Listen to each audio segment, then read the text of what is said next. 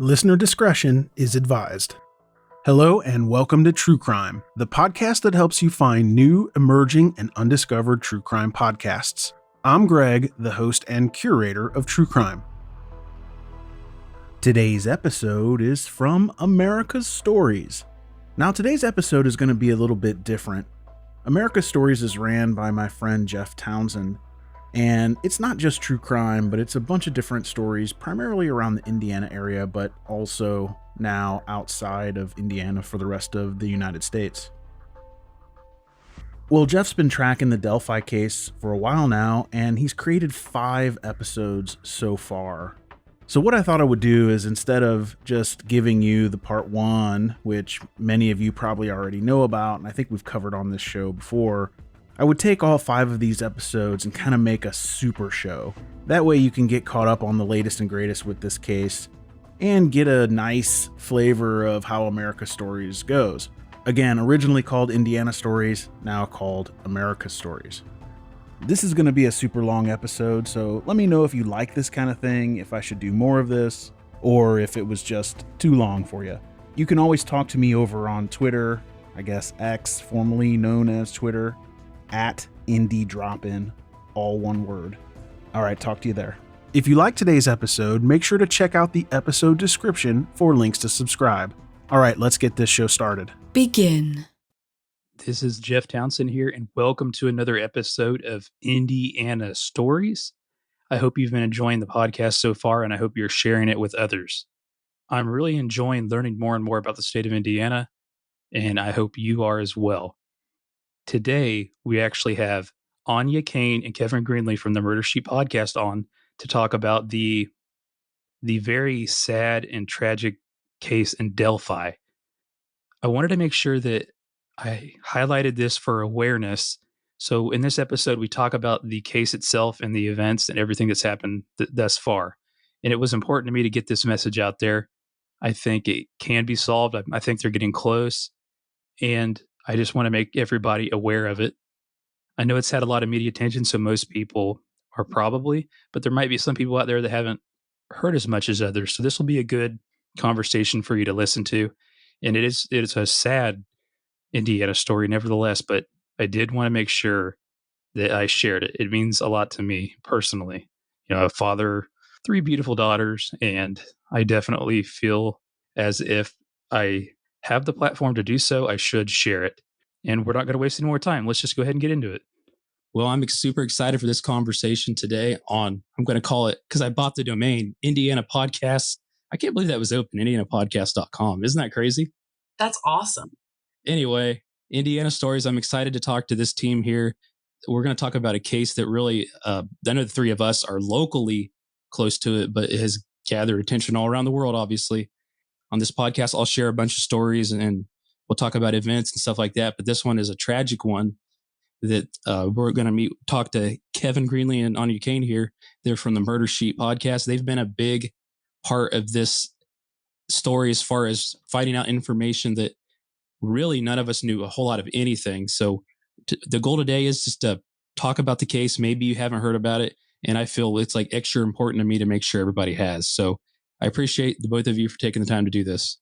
Thanks for having us on, Jeff, and thanks for raising awareness about the case. Yeah, absolutely. Like I said, we're both, not more than 45 minutes away from the location where this happened. So it definitely hits it home. And I know it's been a big thing in the media, and you guys have done some stuff on different news channels and stuff, but you've done it for the right reason.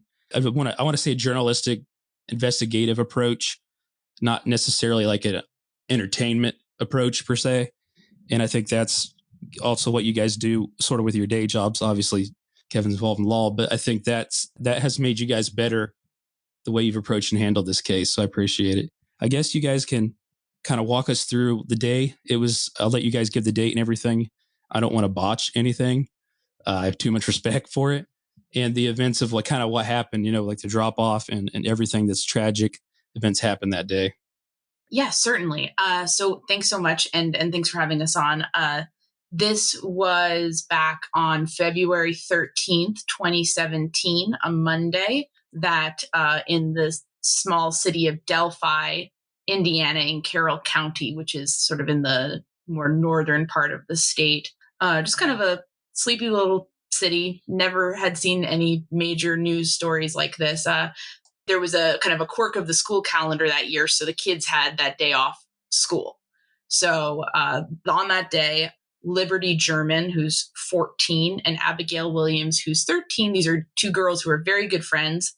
They've just had a sleepover, and so they're spending time together. And I think this is a story that a lot of people can relate to because we've all been young. We've all been hanging out with our best friend and had a day off of school and just came out for sleepover. And, it's going to be a good day for them, so they think. And they decide at some point, basically, that they would like to go to the Monon High Bridge, which is sort of a trail system in and around Delphi of an abandoned railroad system that is actually kind of goes across the state, as I'm sure a lot of Hoosiers will know. You've seen the Monon High, sort of the Monon Trail, essentially.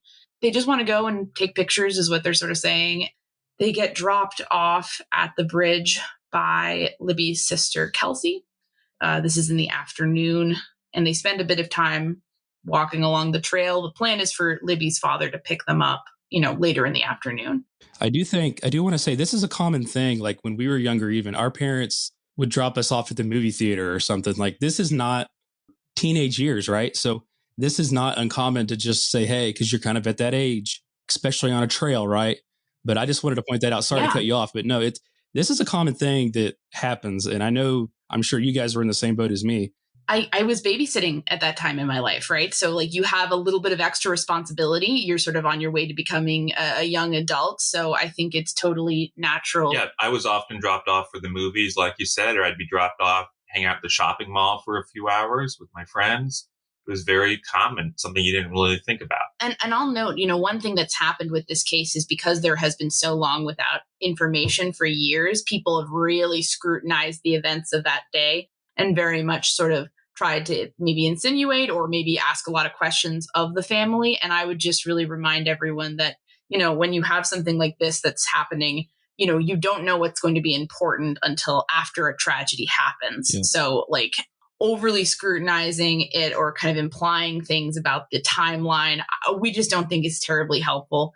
And it's also offensive to people who lost two girls. But so to move forward, shortly after 2 p.m., we know from digital records that Libby and Abby are on the bridge, this very high, imposing railroad bridge that looks pretty solid in some of the photos when you're on it. But when you're near it, it's a terrifying structure. It's very, very high up in the air. I would never go on it because I'm terrified. There's big gaps and there's things broken, and you really have to watch where you're walking from a safety standpoint too. Yes, it's very imposing. I can understand teenagers sort of perhaps, maybe the risk assessment is different and it's a cool photo. But for me and I think for a lot of people, it's a pretty terrifying bridge. Shortly after 2 p.m., they are approached by somebody.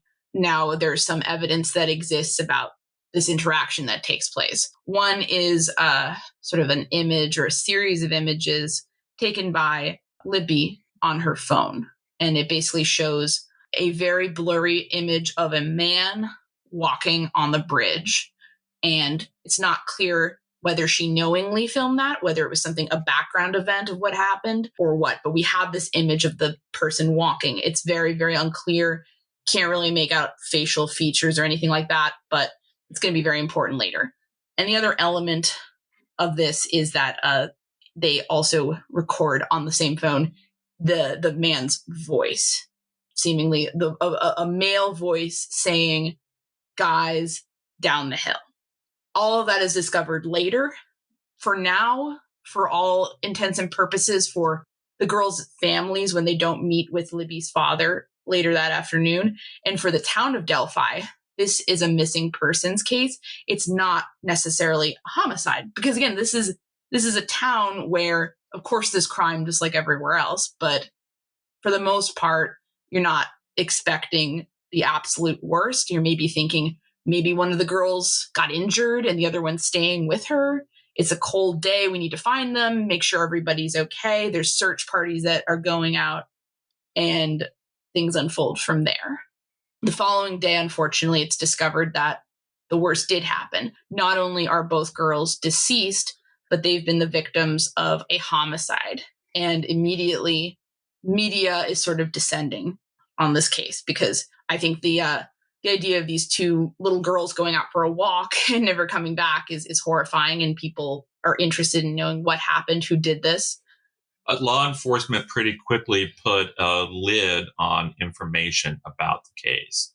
It has never been revealed, for instance, how exactly the two girls were murdered. Right. And a lot of the details about the case and the investigation were kept very tight by law enforcement. And it's only been in the last year or so that some solid information has started to come out about who they were looking at and why, and who the girls might have met that day. And pretty quickly, though, law enforcement does release the images, and then later they just said a person of interest at first, right? They didn't come out and say, I don't know how long that was between. They said, this is a person of interest. That video that she had, it was a video, right? And they took this still image from the video. They didn't say right away, hey, this person is wanted for this crime. They just said, hey, this is a person of interest. That was their approach at first, right? Yes. Just sort of like if you are just a witness, maybe come forward and tell us what you saw. So then they released it. I don't know how long it was after that. Then they said, hey, this is the guy we think was involved in some way, shape, or form. Yes. And a lot of the language by law enforcement throughout this process, I guess to put it mildly, leaves some room for interpretation throughout a lot of it. There's been some lack of clarity, I would say. And people read very heavily into everything law enforcement is putting out, and so the combination of that kind of is just gasoline to the match of speculation that then starts to really dominate the narrative in the case for the coming years, unfortunately. It leads us to try to connect the gaps. There's a happy middle place, in my opinion, where you definitely don't play your hands and share too much information. But if you don't share any, then you start to leave that spot where people are going to try to fill the gap. And I'll give an example of when they did give too much information. You talk about the Stephen Avery case. I don't know if you're familiar with that. The prosecutors, this is in Wisconsin, but the prosecutors come out the day they arrest him. They lay the whole story out to the press, the whole entire thing. Well, in the trial, you learn some of it. I'm not saying he's innocent or guilty, but some of it's not even possible. But they immediately released all the details that were given in a statement by the nephew. So this is the exact opposite of that, where they're not giving the public much at all. So originally, I'll say this. I'm thinking, in how many cases do you have where you have a picture of this individual? Is it a great picture? No. Going back to this time, cell phones weren't what they are today. But you got a picture of a person. You have a small community. I'm thinking they've got this. They've got a picture of the guy. They've got the guy's voice, which is incredible that she was able to record that. But it did not play out like in a normal scenario where you have a picture of a suspect. Yeah, I was in the same boat as you in the beginning. I remember actually reading about this and being horrified, this horrible case. And I have sisters who were sort of close in age, and talking with my mom about it, and her being like, oh my gosh, they need to get this guy. And I'm like, well, they have him on, via image and via voice. So I think, it's promising. And, here we are, unfortunately. And I think that's what drives a lot of interest. People say, if I look hard enough at this image, if I listen to this voice enough, something will happen, something will click. And I think that has driven a lot of interest, which is mostly good, I would say, because people deeply care about getting justice for Libby and Abby, although it can complicate things because, again, there can be a lot of speculation where we understand that the need to speculate to kind of try to fill in the gaps. We also think that sometimes it can go too far and just kind of get into rumor mongering. In this particular case, at first they talked about the person that owned the property that they found their bodies on. And then I'll let you guys go into that. But after that, there was a long period of time where you didn't hear anything. And that's where I think it happened, where you're talking about.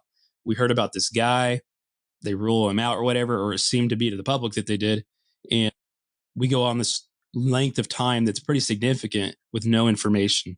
Right. I'll set some foreshadowing down. I'll say that, to about a little bit over a week after the murders, a house in Peru, Indiana, which is about like 40 minutes About away? 40 minutes. About 40 minutes away, a town nearby is raided by the FBI and other authorities. So that happens about a week after the murders. It was actually in the newspaper. It was in the Journal Courier, just a short little article, but the FBI agent interviewed in it basically says, we don't think these guys were, this guy that we just raided was not involved. Pretty definitive statement. So everyone moves on. And then take us maybe to March 2017 with the property owner. Well, first, let me note that house that was raided was lived in by a man named Kegan Kline, who we will talk more about a little bit later. Yeah. So about a month after this, in March of 2017, an agent from the FBI prepares a probable cause affidavit for a search. Basically, if you want to search someone's house and you're a member of law enforcement, you can't just say, let me search. You have to convince a court and a judge that you have good reason for that search. And so these documents are written in such a way to make a good case for what you want to do. And this FBI agent, her name is Nicole Robertson, prepared a probable cause affidavit where she laid out a circumstantial case against the property owner. She said basically, he kind of looks like the guy in the video. He's the property owner. He had a cell phone that was pinging in the area at the time of the murders and shortly thereafter. He lied about where he was. The time of the murders, he basically contacted a cousin of his and said, tell him I was with you. And she used all these facts to make a circumstantial case against this property owner. As it turned out, the reason why he lied about where he was is he had some traffic offenses, some alcohol offenses. He wasn't supposed to be driving. And he was driving to Lafayette, Indiana, to a pet store. And he was worried if authorities found out about that, he would get in trouble. Yeah, his name was, he was a gentleman named Ron Logan. And he also had some violent incidents in his past where, there was domestic violence accusations against him. So all of that sort of indicates that is probably someone you should look at, there's circumstantial evidence there. Although, as we'll note later, some pieces of circumstantial evidence do not make a case. And also, there's the matter of with a probable cause affidavit that's, from early on in the case, that's going to be very biased in favor of this. We think this person does it. You don't want to pull your punches in that and say, well, he might have not done it, because then a judge will be like, well, then we're not going to disrupt his privacy, so go away. So the document very much points at him, but we as we learned later, other things sort of point towards someone else who had been looked at even earlier, and that was the individual that we brought up previously named Kegan Kline. But it would take a while for seemingly authorities to circle back to the Kline lead. So they did search the property, which seems like it would be needed, right? Because that's where they were found.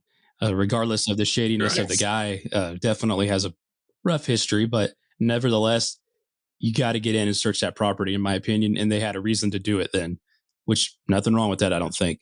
So then they're rolling this guy out. It seems like you don't hear anything after that. You just kind of hear, hey, he got a probation violation. That's his slap on the wrist of the whole day. So along the way, there are a couple individuals that are brought up. One of them, and you know more than I do, was in Colorado, right? And he's from Indiana. Mm-hmm. And I know that stirred the pot a little bit, got people talking. Basically, anytime somebody would come up for a violent offense or some sort of sexual crime that had any ties to that area, the internet would freak out. So that was Daniel Nations. He was brought up by the media in connection. It's like, well, he's violent. Could he have been here? What happened? And this would happen again and again, just because, again, police were not releasing much information. So people were truly left to fill in the blanks and see, well, who could it be then? There were even people online who were accusing witnesses to the case of having involvement in the crime. Just people who happened to be on the trails that day who did the responsible thing and contacted police and told police about what they saw. these people found themselves getting accused of being involved in the crime. And that was something we found upsetting because we worried that sort of thing might discourage witnesses in other cases from coming forward. Like, do I want to come forward and put my name out there so a bunch of anonymous people on the internet can say that, well, maybe I did it, maybe I'm a child murderer, and I think we can all agree that that's a pretty negative environment where people are just making pretty vile accusations without any sort of evidence or counterbalance to that. In the meantime, this is a small community. It's trying to go about life as normal, knowing that this is lingering out there. Obviously, that puts fear in the community. And there goes a length of time before there's I don't want to say break in the case, a shift of focus in the case. And this is where it gets really confusing for some people, because how did they go with the first approach? Then how did they get with the second approach? But the timelines are actually kind of like swapped on how they're looking at them or the events. So the first sketching they put out, they come out with this press conference. You probably remember the date and time, the day. You probably even know the time, but you're so expert. Okay. I was just giving you credit there, but they released this information and they completely shake things up and blow everybody's mind. In 2019, I believe it was 2019, they came out with a new sketch. So the initial sketch had been this older looking gentleman, sort of, kind of facial hair, hat, and people were very much looking for that man.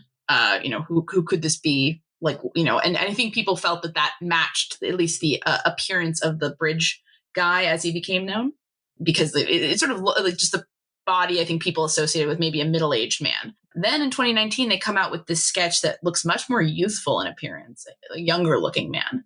And unfortunately, the way it was released was not very clear. And you had officials sort of making somewhat confusing statements of like, well, we think it's a combination of the two sketches. Yeah, don't rule the other one out. Yeah. And that's problematic because, if you wanted to do that, they could have just done that. They could have done a composite sketch. Yeah, it looked like they just took the picture and made a sketch. I mean, that's what it really looked like. Like, hey, we're going to look at this photo here. The video is still shot. We're going to draw. That's what it looks like. I mean, I'm not going to speak for that. But this sketch they released now was actually I don't want to mix this up. Was that the first sketch done? Or is that from a witness? Or I'm trying to think because. Yeah, the sketch done of the younger suspect was actually done before the sketch that was released first. But actually, there were several sketches done, and most of the sketches have not been released. And we'll note, we've had experience with the Burger Chef case, which is another Indiana case that, sketches were released very early. They're very vague looking, and they kind of actually were problematic because people were just calling in on everybody. Every white guy with a beard was a suspect. Basically, it was just sketches are not that helpful when people are not like necessarily able to make a connection immediately. Like if a sketch doesn't lead to something quickly, I feel like there's a diminishing return on investment for police, because then it's just out there and people are just kind of comparing everything and very much focused on the image as opposed to anything else. And that's understandable. That's not the public's fault.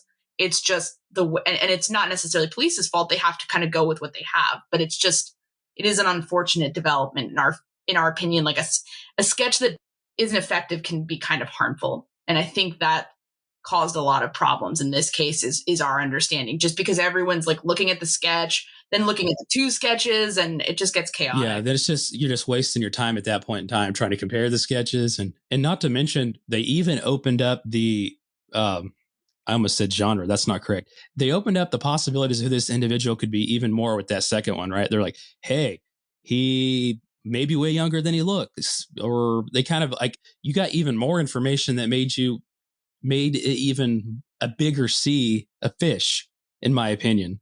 But that press conference felt like it had a little bit different of a mean, just not necessarily the public. I thought Lieutenant Carter probably had a different mission also with that, as far as talking to the suspect. Yeah, I think a lot of people came away with a similar feeling. Superintendent Carter was basically very, kind of really drew on a lot of emotion in his speech, and cited religious undertones and very emotional undertones, very much speaking directly to the killer. We've always been a little bit reluctant to read too much into things with police, because I think you can really dig yourself into a rabbit hole trying to say, oh, it must all be from a profiler, or, oh, he's just speaking off the cuff, or, and it's like, without having him saying, here's what I was going for, I think it's kind of difficult to assess. But it certainly got people's attention. I think some people were very positive about it. They were saying, love that he's showing so much emotion and dedication, and we're very hopeful about this. I think some people felt like perhaps, maybe you want to be more buttoned up when doing something like this. So there was a range of reactions, but definitely people were paying attention at this point. Because, I think they were like, it's 2 years have gone by. Why are we hearing about this now? To me, it also, and it sounds like a lot of people got the impression they're getting close. The way he even talked directly to the killer, and I'm not saying it was intentional, but it could be taken as if like, hey, we're on you, buddy. We are that close. But afterwards, there's obviously a huge time gap again. But I do want to ask, do you know what some of the information on the profile was? Has that been released at all? Do we know like what was said or wrote? Or nothing on the profile has ever been released as far as we know. So we don't know what the profile for the Delphi killer is. It takes a little while usually. I'm just curious if it would have been around this time of when they shifted gears and he said what he did. I'm just not sure. Yeah, we know the FBI has been involved since day one, actually. So they were involved. Not clear their involvement today, but in the beginning, in the early period of this investigation, they're all over this. And so they obviously are famous for criminal profiling. So we would be surprised if that wasn't an aspect of this. And I think there's been a lot of speculation about what would have been said, but certainly I'm sure they lent their expertise in this situation. Although I will say some of the reporting that we uncovered, we initially thought that like after 2019, everything was quiet. But there's a lot of stuff going on in the background starting in at least 2020. How often, you guys know a lot about crime, a lot about cases, you've investigated, you've researched, you've done your great job. How often is it where they actually release that profile? I know in some cases they do it after, I don't know, like a decade. Like they start getting where they just are throwing everything out, trying to do everything. How often is that something that's even released? And if so, how long does it take? Well, I think it depends. I don't know if there's like a standard time. I would say a profile feels sort of like a sketch. Like it's an approximation of our best guess, but it's not a photograph. It's not anything concrete. It's sort of like an educated guess based on psychology. But you have profilers who get things dead wrong. I'm thinking specifically in the DC sniper case. Infamously saying we're looking for a white man, a disgruntled white man. And of course, the perpetrators were 2 Black men. That wasn't helpful to release that, or that wasn't helpful to have law enforcement going off of that. I'm not sure if they released it publicly or not, but they don't want to give law enforcement a black eye by releasing anything too soon.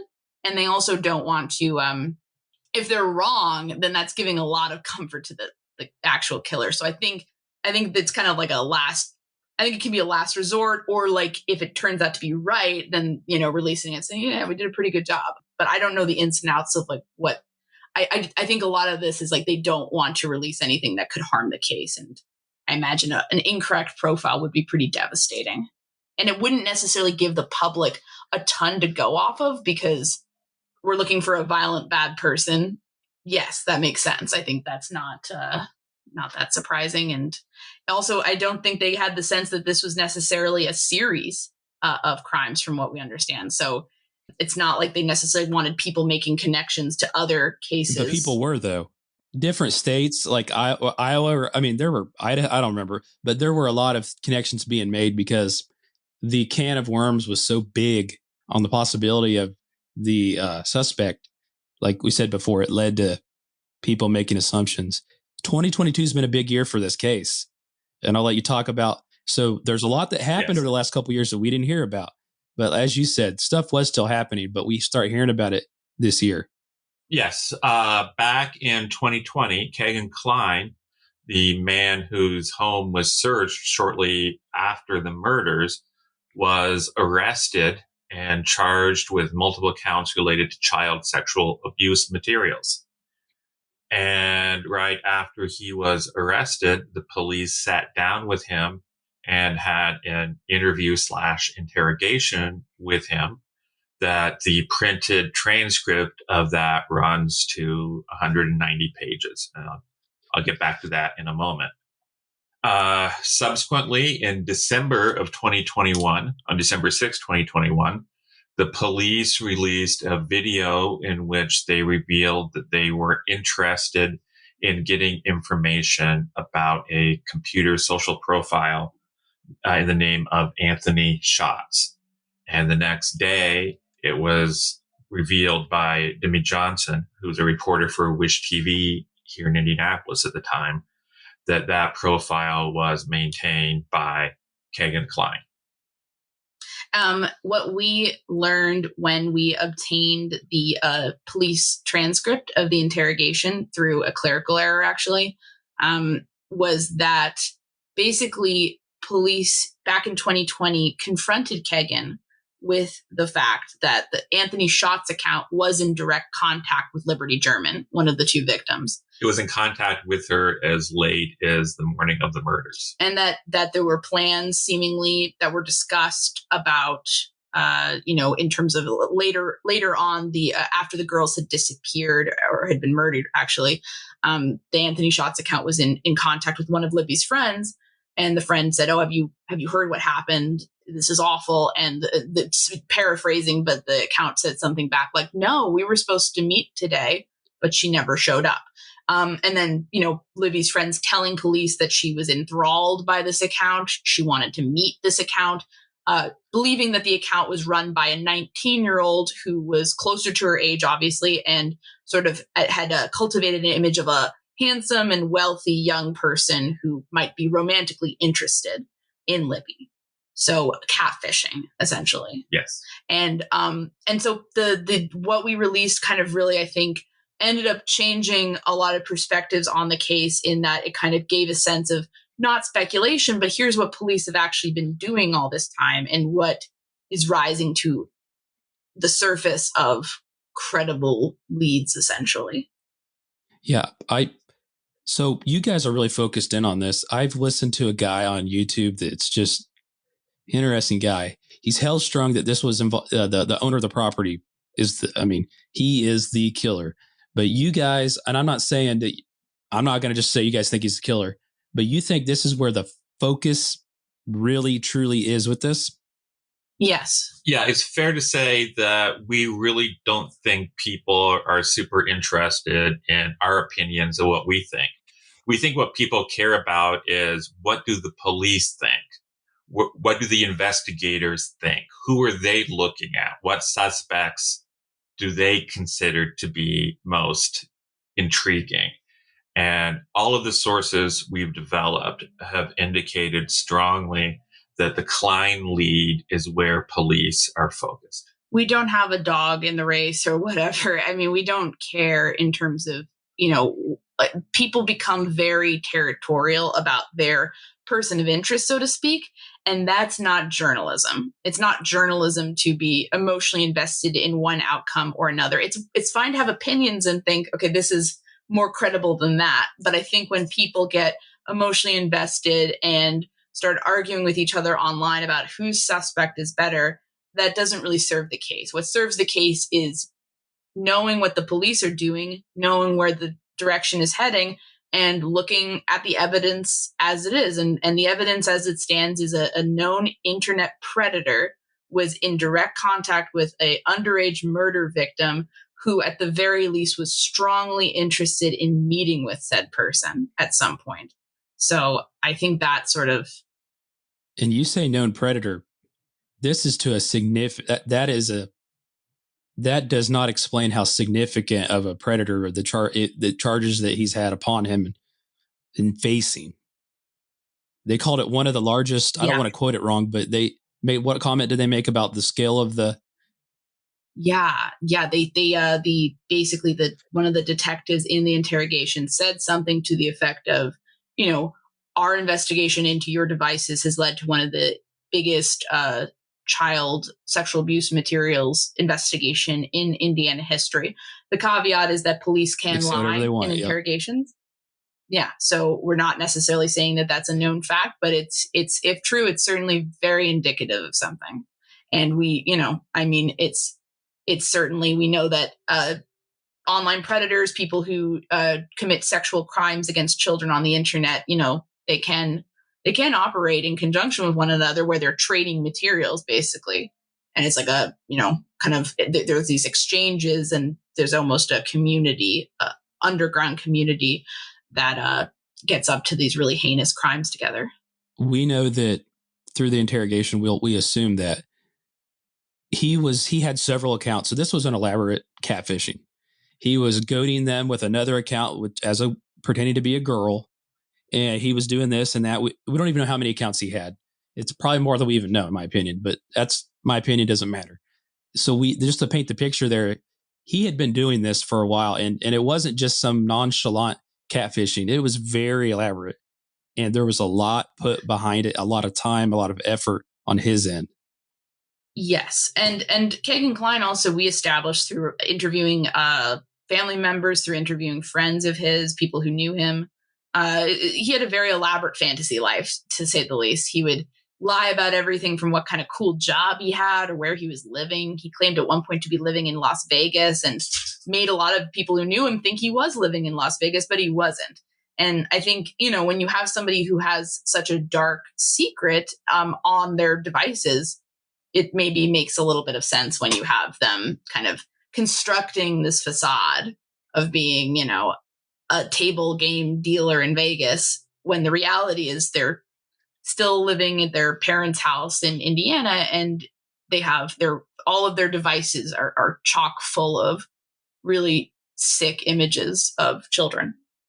And just to sum up what I took away from a little bit from the interrogation, they really set the stage on that first half of it with all the things that we're talking about right now.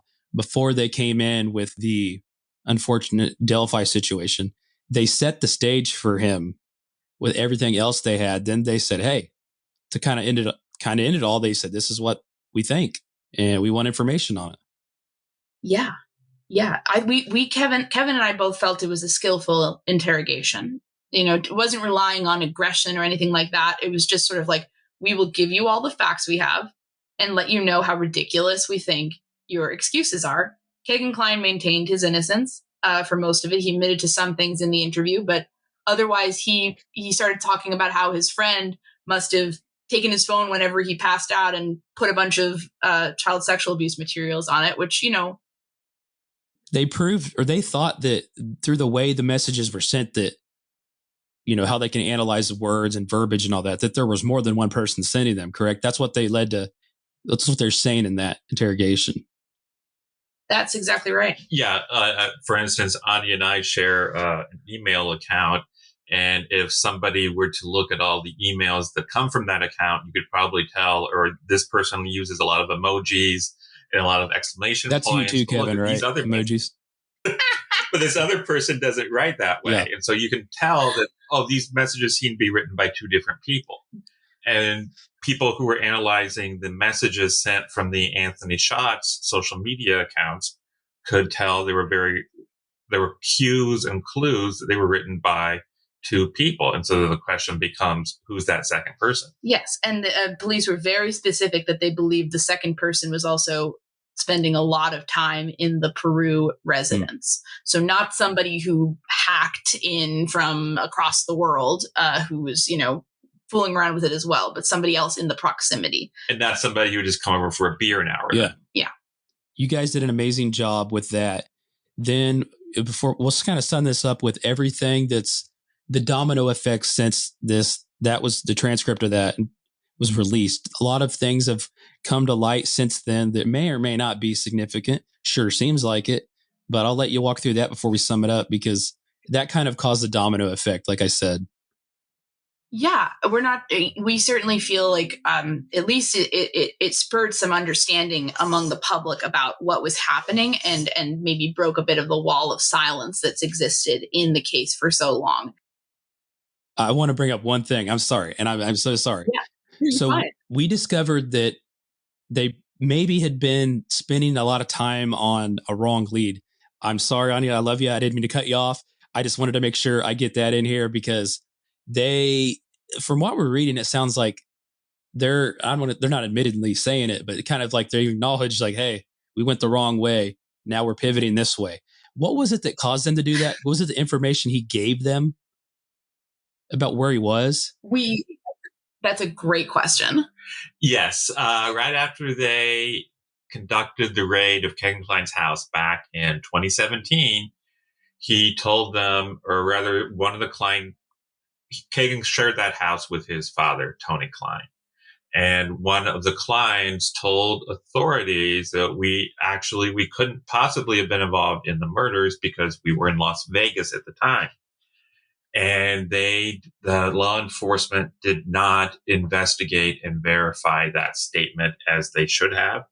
It turns out that the Kleins had indeed recently been in Las Vegas, but they did not leave for that trip until after the murders. And at the time of the murders, they were still in Peru, Indiana. We also uncovered through sources that the FBI made one other pretty crucial mistake.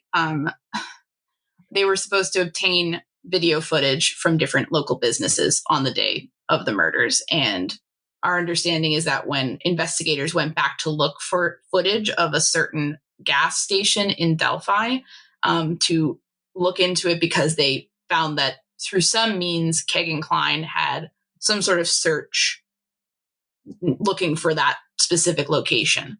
And they found that the FBI had not properly collected that footage and that it was therefore gone. So any sort of ability to say whether or not Klein or a vehicle or one of his associates were at that location at the time was hindered by this sort of mistake on the part of the FBI. Yeah, because they can even prove he drove by there. A vehicle matching hit. That's another piece of evidence that's significant. A vehicle matching yours drove by there even is very damning in a small community. And blows apart your alibi if you're saying, I've never even, I have not been there in years, well, here's your car. Yeah.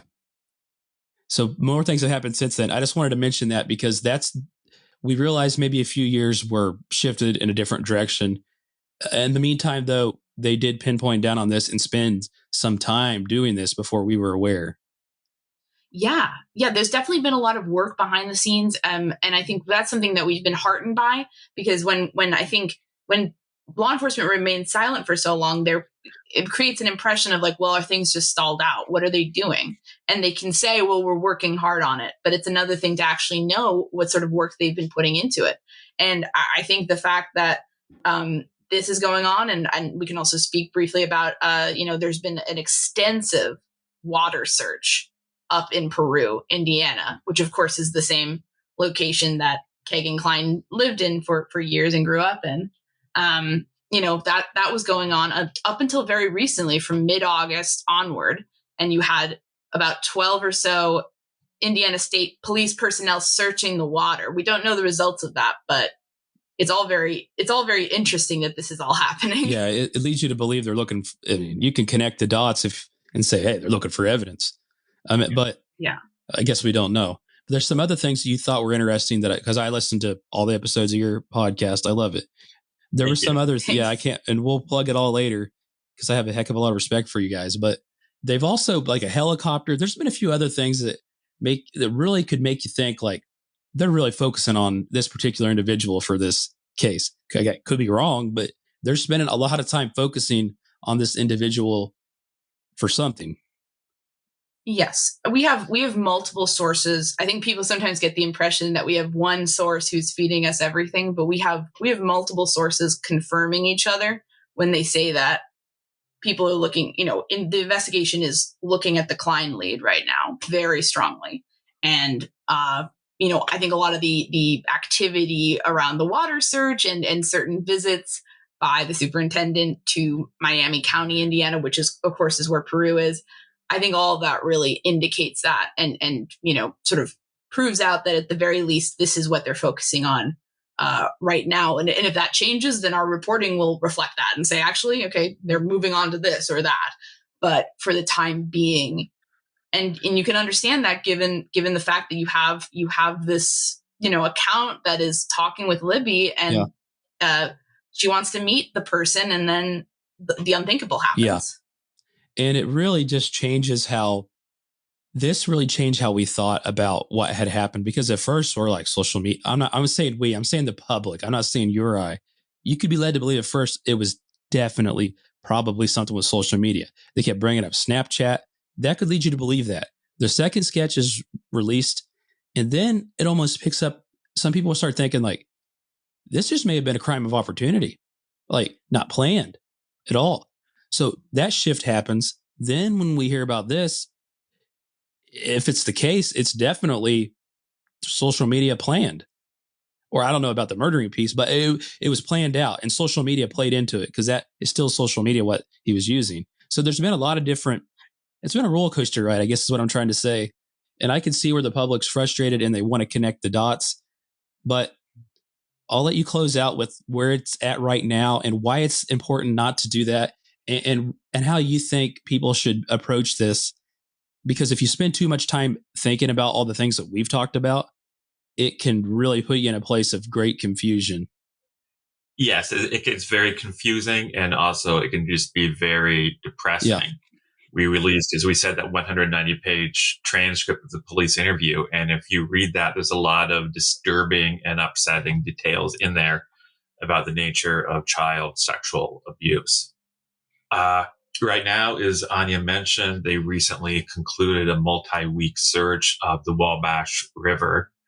And I guess it's fair to say that at this point, we're kind of in a holding pattern to try to figure out what the results of that search were, and if those results will lead to any further arrests or charges being filed. Yes, we're still very much looking on the case. We don't want to ever publish something that's just for the sake of publishing something on Delphi. We feel like we only want to speak on it if we have something to add, whether that's new information, from news gathering, or new analysis that we can kind of give our opinions on.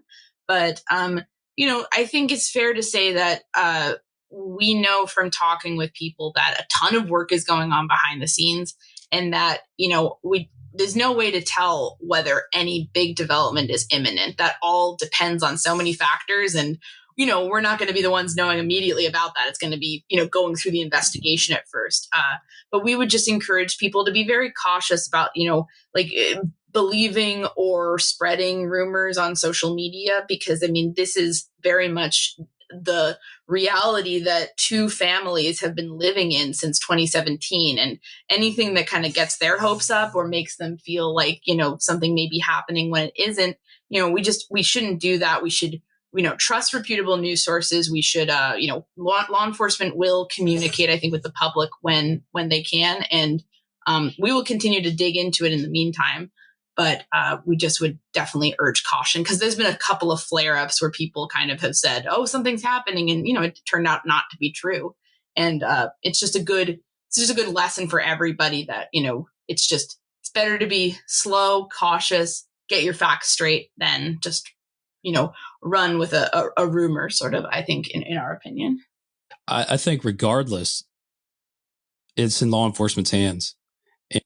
Just to put it straightforward, that's who you got to rely on to solve this.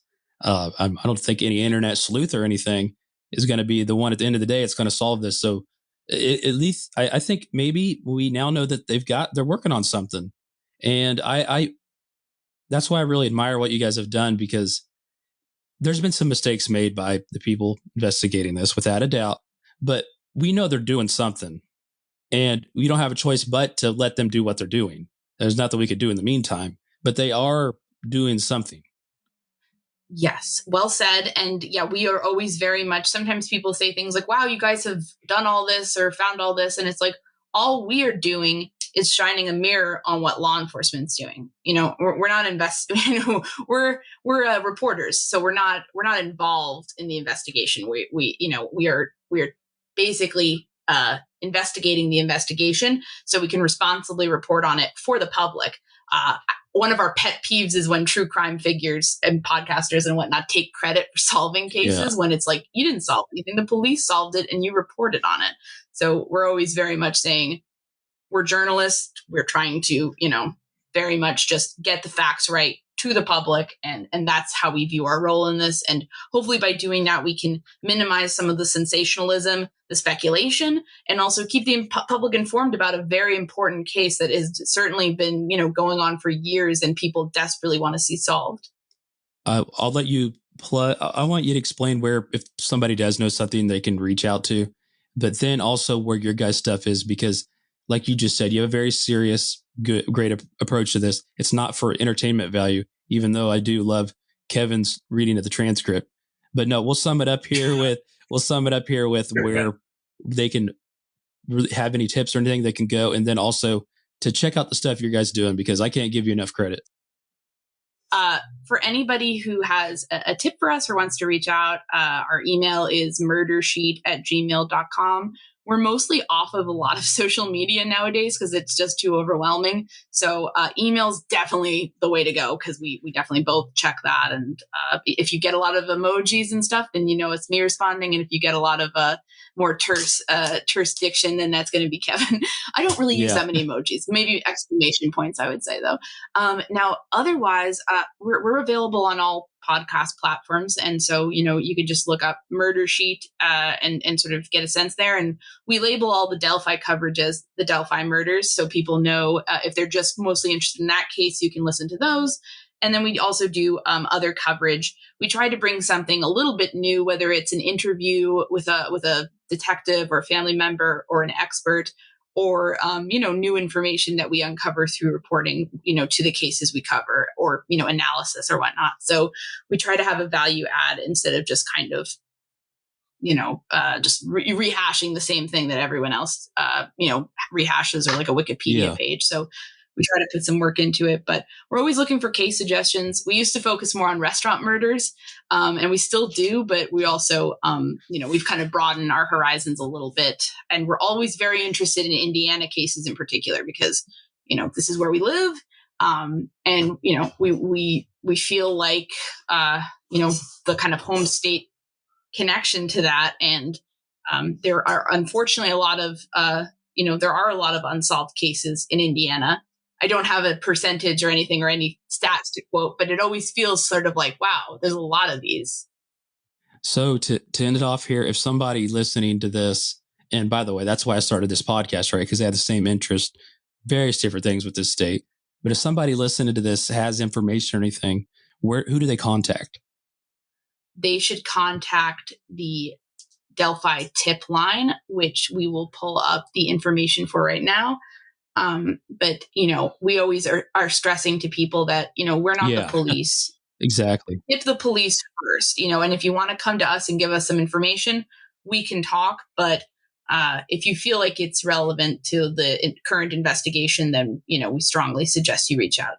They get a lot of crank emails too. So, don't send them that. But if it's important, send it to them. You can email Abby and Libby tip@chrf.com, or you can call the tip line at 765-822-3535. And if you do have information, please do that. Thank you.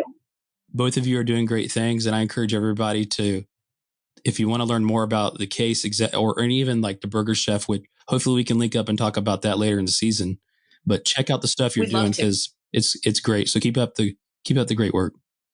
Thank you so much. We really appreciate it, Jeff. And thank you so much for shining a spotlight on this case. It's very important to Indiana, and it's also just very important to people around the world, because I think Abby and Libby's story really resonates with people and they want to see justice. We want to have that for their family. Absolutely.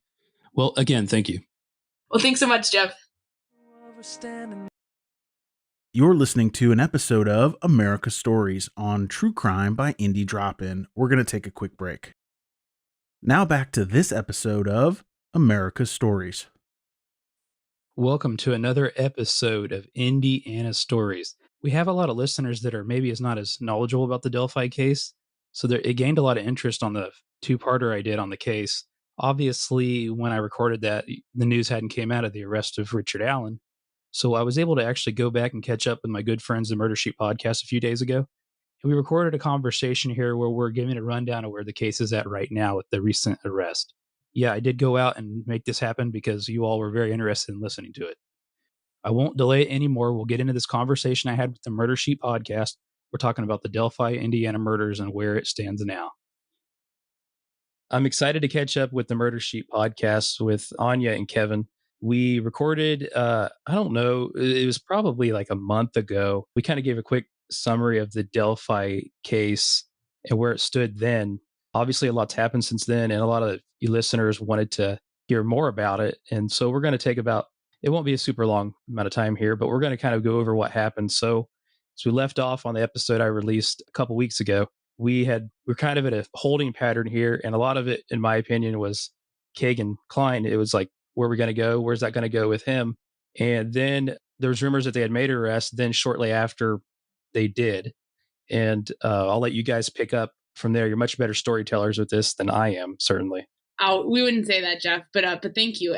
Yeah, this has been a really momentous sort of several weeks for the Delphi case. There was an arrest. Someone has been arrested and charged with killing Abby and Libby. It can't be understated how big a development this is.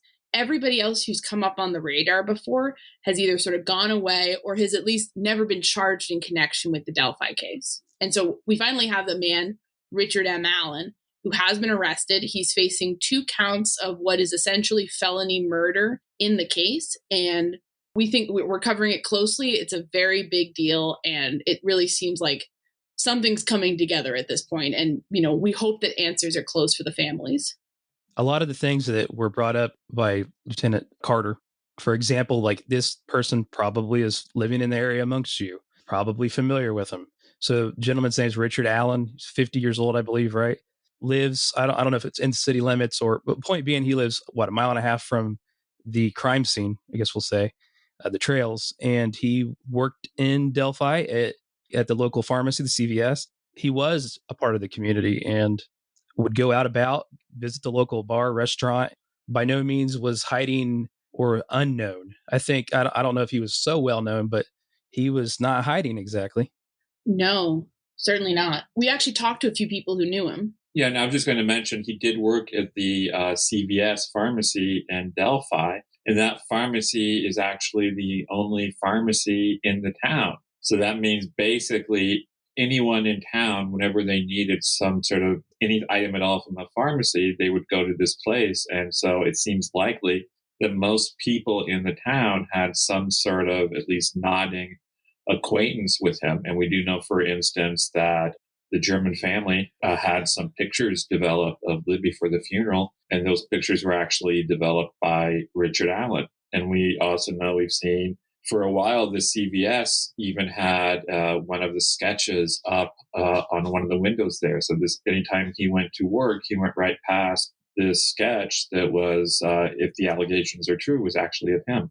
And just to make things a little bit more eerie, like there's a lot of pictures have come out and stuff. One of them, I don't know if it's a pub or what it is there. You can actually see his sketch behind him on the wall where he's eating dinner or drinking, or I'm not sure what exactly he was doing, but I did see that. So yeah, right amongst the community, this individual originally came forward. You guys know a lot more facts, but he did say, hey, I was there that day, right? He reported himself. Like they asked anybody that was there that day, did you see anything? He came forward and said, I didn't see anything. Yes, Fox 59 had that first. We kind of elaborated upon it about him coming forward. And then Wish TV also has had this fact that he basically placed himself in the vicinity of the crime on the day of, which when you look back at different high profile crimes, that's not necessarily super uncommon of possible perpetrators doing that as for a variety of different reasons. He came forward, he was helpful, didn't raise enough red flags apparently to, make the investigation feel he's the guy we need to be looking at. But seemingly he's come back around recently, essentially, as far as, we need to look at this guy. And at this point in time, we don't know why, but something had to have happened. They've circled back. They've discovered something. My question is, we put a lot of focus and you guys taking a lot of heat for the Kagan thing. Yes. And to my opinion, it needed to be highlighted one way or another because he was involved in such terrible things that for me as a parent, you need to realize that, take that seriously. Because I know I was watching, I think you guys were on a Court TV. Was it a Court TV special? Yes. And I don't remember who the gentleman was, but he even said, like, there's a chance that this was all just a really bad coincidence. There's a chance of that. Things Yeah. happen like that. Maybe he was messaging her under the fake account the day where it happened. Or there's a connection, right? I mean, because we know that they spent a lot of time on him, regardless if it was that or for all the other child abuse crimes he did. Yeah, I would say what we're most interested in reporting is typically, what direction is the investigation going? So when investigators are looking very carefully at Anthony Shots, Kegan Kline, what that might have meant to the case, that's what we're following. And some investigators, it kind of depends on who you talk to. Some people say coincidences are a pretty rare thing. Other people say no, coincidences can happen. I would say the fact that an online predator was in close contact with Liberty German around the time of her death, and that she was enthralled by this person and wanted to meet this artificial person who didn't exist, who turned out to be an adult man pretending to be a teenager.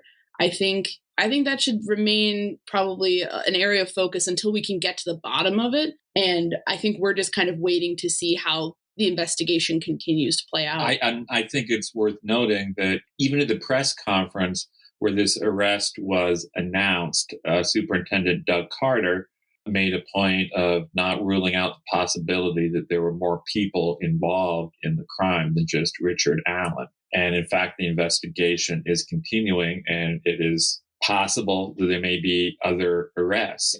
The fact that the investigation is continuing is actually one of the reasons why the probable cause affidavit in this arrest was kept secret. And people ask us all the time, well, he couldn't have done it alone, right? It must have been a bunch of people, it must have been a conspiracy. We just kind of are withholding judgment. We don't know. I mean, it will depend on what detectives sort of are able to suss out of this whole thing. Are we looking at something where this is a lone wolf perpetrator without any connections to anybody? I think some things that police have said so far indicate that they're at the very least considering the involvement and possible culpability of other parties. But whether that means that multiple people participated in the actual homicide, I think that's something we don't know yet. Is this a situation where there were felonies going on that could be linked to the murders? Or is this a situation where you have multiple parties involved in the murders themselves? We don't know yet. We're definitely following it, but we can say the fact that when Superintendent Carter got up, he was stressing the investigation is not over. We continue to need the public's help. We find that highly significant.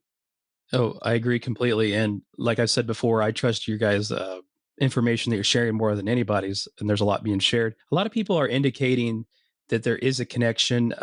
From your sources, is there anything, I'm saying between the family, Klein family, and then Richard Allen, is there anything from your sources that indicate this, or is this just random things that are being thrown out, particularly with the father maybe? Right. No, it's a great question. I don't think we've found anything that's a concrete link of somebody saying, yes, they knew each other, they hung out. We haven't found that.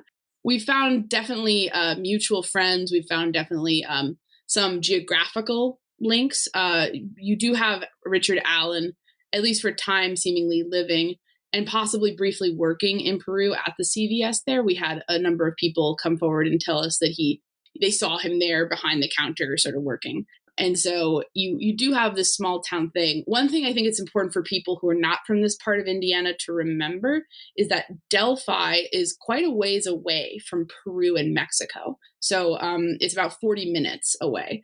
And you don't get a lot of crossover necessarily. I mean, there's some crossover, right? People move places, but we talk to a lot of people from Mexico, Indiana, and from Peru, Indiana. Most of them say, yeah, I don't know that many people who moved to Delphi.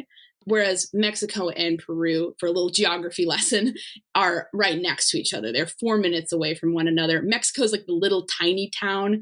Right outside of, yeah. Right. Peru's the county seat. So it's a bit bigger and more robust. So you have the Mexico kids hang out with the Peru kids. There's also a Denver nearby. It's a lot of confusing names, but that's more of a social circle. Delphi is a bit more removed. So we do find some of the fact that people are from the same area and have these social links, that they're friends with people who are friends with each other. We find that relevant, but whether or not it'll turn out to be a concrete link or something that's maybe more of a coincidental or something that is kind of tangentially linked, I think that's going to be anybody's guess at this point.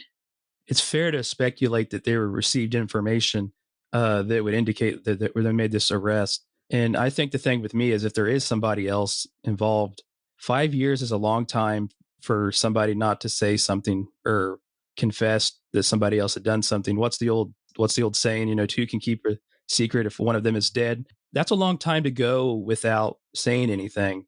For me, it's curious if it's that, or is it a breakthrough with DNA technology? There's so many different things it could be at this point in time. But going back to what I said, when crimes have two people involved with them, it is very hard to go a lifetime without something coming out, because you're not just relying on yourself not saying anything, you're relying on somebody else.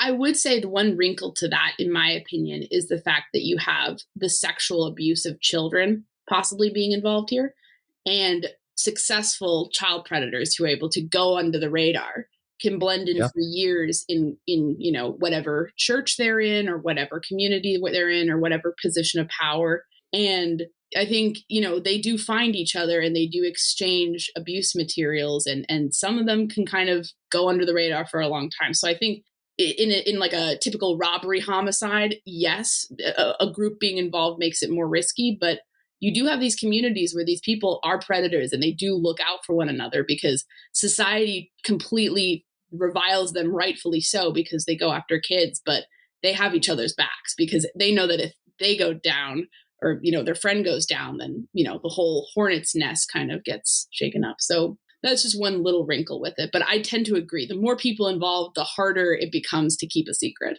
Yeah, especially when all speculation, or just not even necessarily about this case, when one of them gets arrested and they have something, that is also what you just said would go out the window. Very few people would be willing to die for somebody like that if they had a chance to get out of it. Just a character thing why they're there in the first place. But a solo act, right? Like Dennis Rader, then the Golden State Killer, they were able to keep that close to the vest and nobody else knew about it. We don't think, at least. This particular thing, if there are multiple individuals involved, then I guess we'll see. But like you said, Lieutenant Doug Carter was very adamant on let's keep the tips going. Let's keep everything going. So I honestly don't know. But like you said, it's sealed. So what's happening is it the 22nd when it's happening? And what exactly can we expect to come out of that? I know there's a couple different possibilities. Yeah, it's this coming Tuesday, November 22nd at 9 a.m. The judge in the case is going to hold a hearing as to whether or not that probable cause affidavit will remain sealed. And what's interesting is that at least at some points, the prosecutor of Carroll County has indicated that he believes it's necessary for it to remain sealed in order to protect the investigation. On the other hand, the public does have a right to know what's going on. And also, it's interesting to note that Doug Carter gave an interview to WIBC Radio the other day in which he seemed to suggest he didn't think it would be that damaging if it did come out. So considering all of that, we think it is likely that at least some information in that probable cause affidavit will be released. They can do that, Kevin. They can say, hey, we'll give you this, but we can't give you that. Legally, I don't know how that works. You obviously are the expert. So they can do that. They can pick and choose what can be released from it. Exactly. It doesn't have to be all or nothing. They can go through it with the equivalent of a black magic marker and run it over those lines and words that they feel would be damaging to be released. That might be something as simple as the names of witnesses, or it could be something else that we're not even aware of. It makes you want, then you're curious, why are they holding it? The investigation's clearly not over. So whatever that means.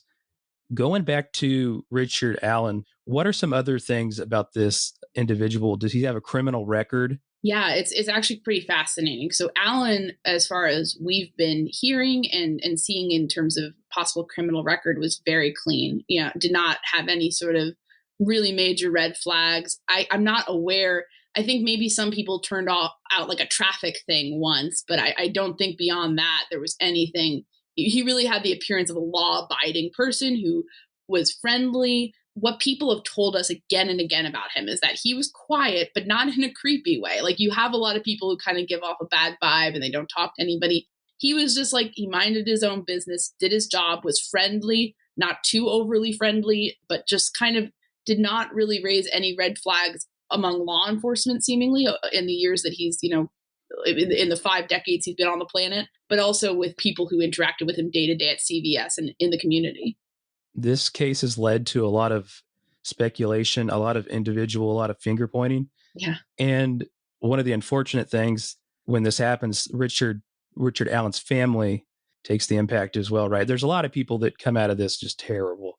And I know a lot of videos and stuff are being shared. Assume his family at this point is completely removed themselves from the location, or if not social media or anything like that. Because I've seen a lot of things. It's really bad. And I think it makes, I mean, I think there's a real lack of empathy when people do that. I mean, we just don't know the facts yet. If people were covering up for him and his crimes, then obviously they deserve to be blamed. But there's been no indication that that was the case here. I mean, and I think when people say, well, how could you not know that your husband did something so awful? One, he's presumed innocent until proven guilty. But let's, just for hypothetical sake, plenty of spouses cheat on one another or do bad things or, spend money that they're not supposed to be spending and lie about it to their spouse, and they don't get caught for a while. So, I mean, if spouses can hypothetically lie to each other about that, then possibly lying about a horrible crime. I mean, if the person is good at that and good at lying and is able to kind of build that barrier, then I don't think we should be jumping to assumptions. And certainly nobody should be harassing his family. That does not do anything for the case. It doesn't do anything for Libby and Abby. It just adds more negativity and hurt to an already really negative and hurtful situation for everybody. So I can people are angry about this, rightfully so. These two girls did not deserve this. Their families didn't deserve this. Community did not deserve this. But taking it out on the scapegoats of this man's family before we have all the facts and before we really have a sense of what happened, it's appalling. Yeah, and I just gave two examples of individuals, Joseph D'Angelo and then Dennis Rader, decades. And it kind of also ended the stigma that people that do that just can't stop. Those guys had done a lot of, they obviously had several murders and they stopped. So yeah, I'm with you on that. I have no doubt their families didn't know. I mean, you can live a lifetime, right? You can be considered a great person in the community and all that. But nevertheless, this case is now forming. So let's say that the original trial date is March, correct? Yes. Correct. And I know these things, Kevin, you could probably speak to this on you as well. These things get pushed back all the time anyway, right? So, I mean, what's the likelihood that this could go till a year from now, possibly, even if they have their whole case right now? I think it's very, very possible it's going to be delayed a year or even longer. This case is extraordinarily complex. Richard Allen only got his two attorneys within the last few days. They have to get his story from him. They have to go through 5.5 years of very detailed investigative case files. They have to try to build a case, get witnesses. That's all very, very time consuming, and all of it takes much longer than you would expect. And then also they have to figure out where they want to do the trial at because, frankly, the people who live in Delphi have been deluged with information about this case for the last 5.5 years. I'm not sure you could even find an impartial jury there. And I will say, he does have the right to a speedy trial, but the defendant in a case like this would also, we imagine, probably want to waive that to a certain extent as they build up their own defense and have their defense attorneys get their own investigators trying to find out, evidence that maybe points away from them. So it's very complicated, but we kind of imagine that it's not going to be in March. A couple different things that have come out of this or events that have happened. The judge that was involved in the case willingly withdrew from with being in those activities. And then the second part of that, like you said, he chose a public defender, but that was not the original thing, right? He was going to seek that, but couldn't afford it. It's expensive. So what do we know about this judge that exited, the judge that entered, and then do we know anything about the public defenders at all? Yeah, so the judge who exited, Judge Benjamin Diener, is the circuit court judge in Carroll County. There were some troubling indications that all was not well in that court. He sent emails on which he seemingly accidentally CC'd media talking about how overwhelmed he was and how much he didn't feel Carroll County could handle this. Released a very pointed and, injecting my opinion here, bizarre opinion about that was just a transfer order. It was just all he had to do was say, okay, you can transfer Allen to the Department of Corrections. But he went on this whole rant. He became like a media critic. It was talking about, the bloodlust of the public. And it was just, it was a lot. What we were hearing behind the scenes was sort of indicated that like this might not be the judge for this because I don't know something so high profile. You want somebody who's going to really be able to handle the pressure. How did they go about picking the judge in the first place? Just out of curiosity. Sorry to interrupt. No, you're fine. It just fell to him. I mean, it's a very small county. I'm pretty sure that the circuit court would just be the judge that you would go to for a murder like this. And we were very relieved when he stepped aside. We think that was a responsible move if he didn't feel like he could handle it. And we're glad that it sort of moved on. And the judge who has it now is a very experienced judge who has handled other high profile cases and handled them very well.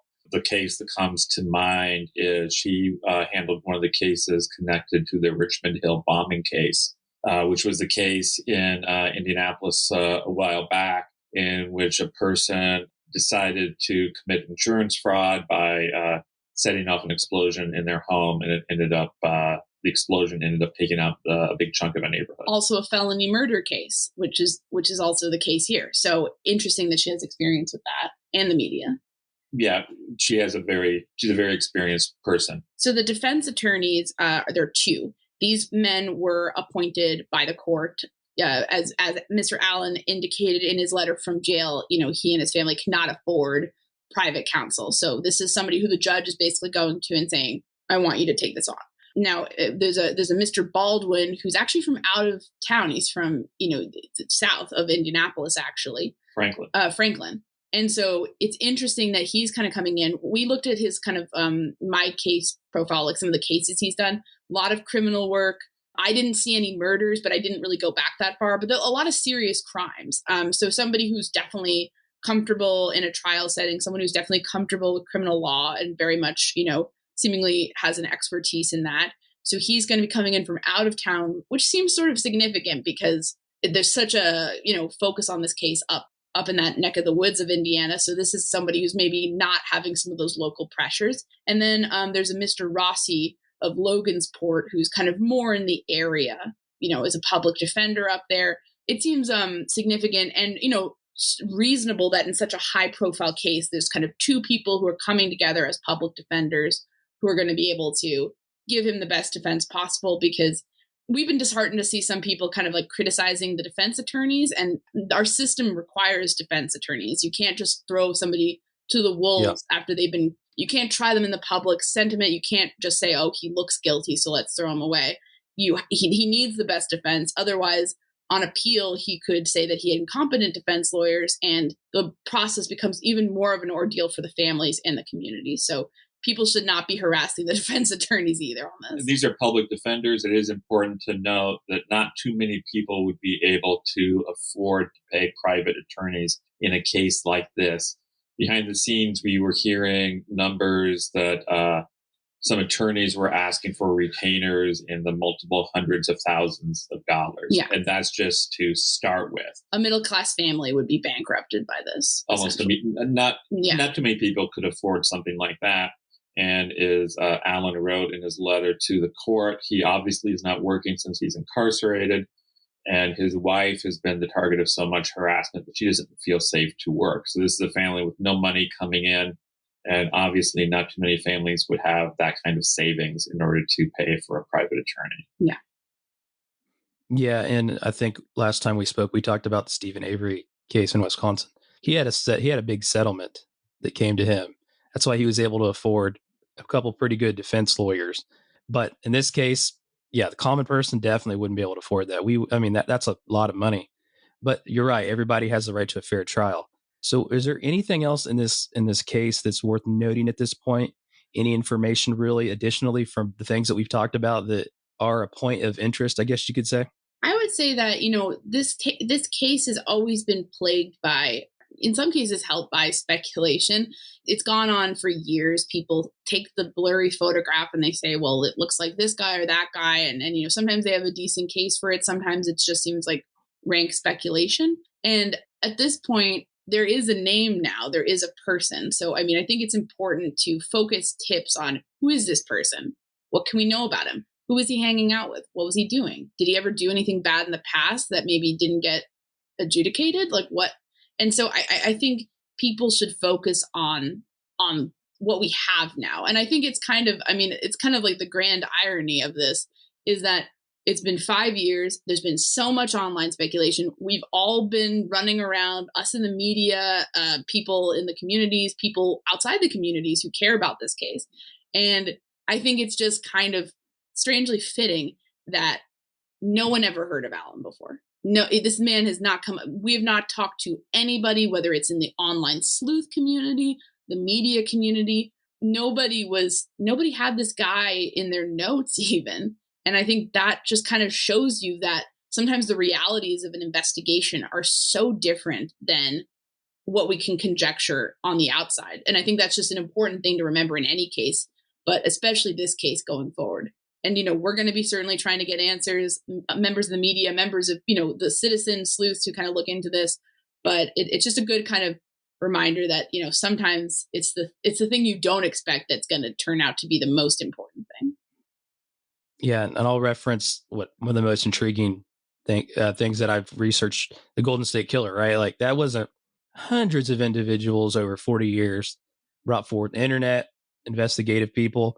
Then that guy wasn't on anybody's radar, but it all made sense when it played out. So we'll be curious to see what information comes out of this, and we might not know for a while.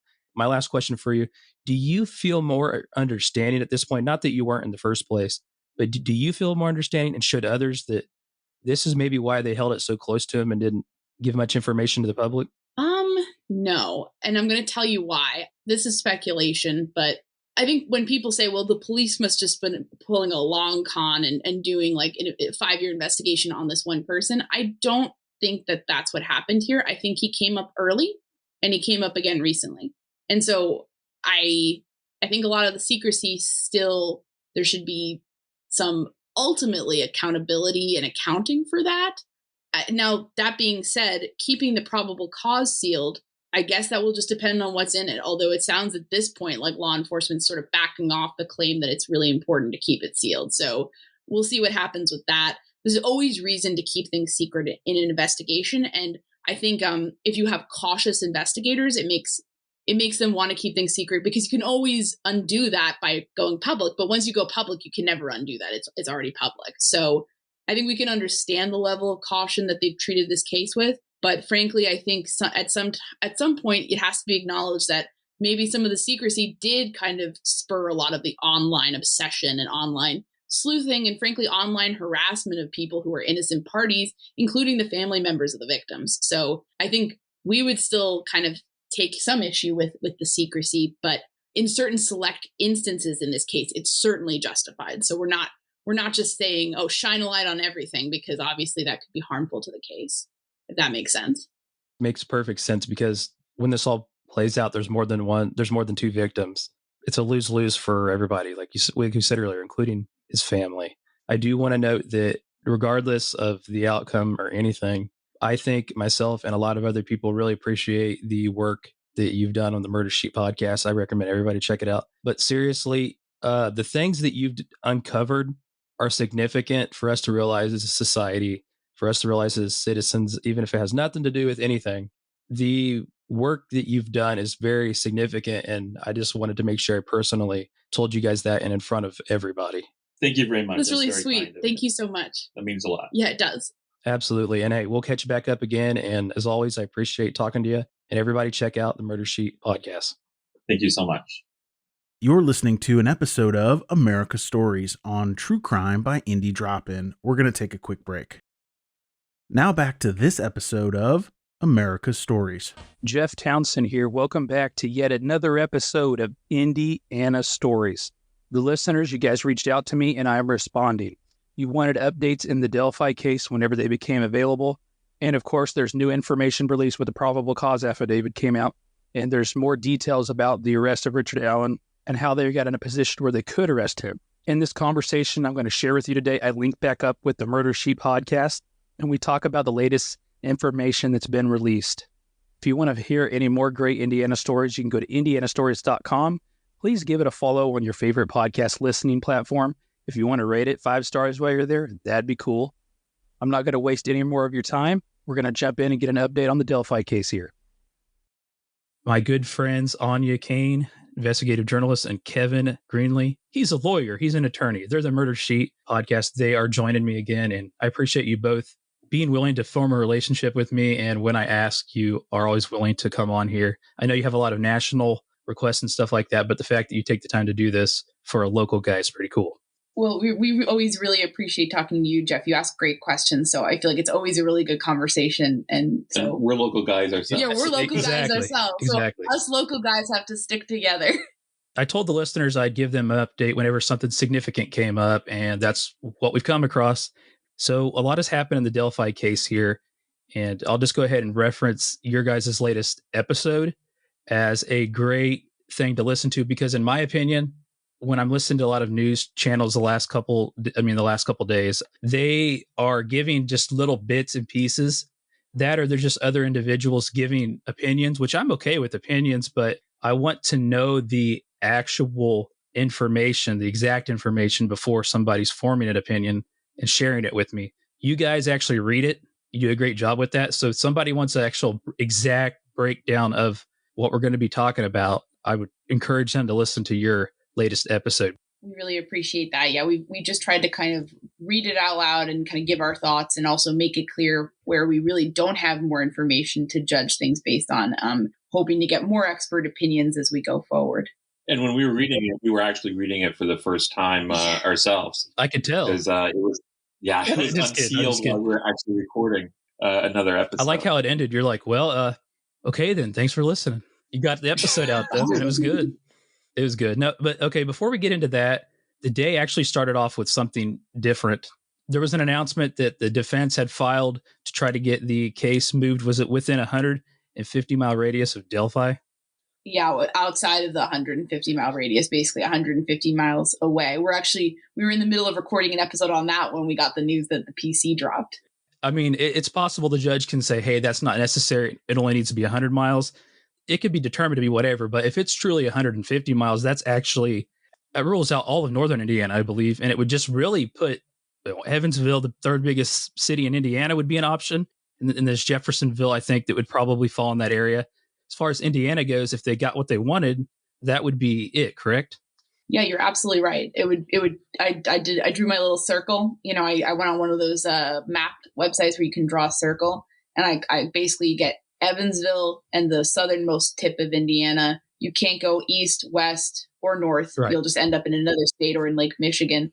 The judge will have to rule on this. The judge could dismiss it. The judge could say basically yes, but maybe 100 miles. Yeah. So she has a lot of discretion. They could say, hey, Bloomington, for all we know. I mean, it doesn't necessarily have to be, even though Evansville would be the place that probably be able to handle something like this as far as when you get down there, because there's just a lot of rural like we think it's rural here in central Indiana. You get further down south, it becomes much more rural. So that being said, yeah, we'll see what happens there. But Evansville would be really one of the very few places that would have, I'm just going to say, the law infrastructure to be able to do such a task.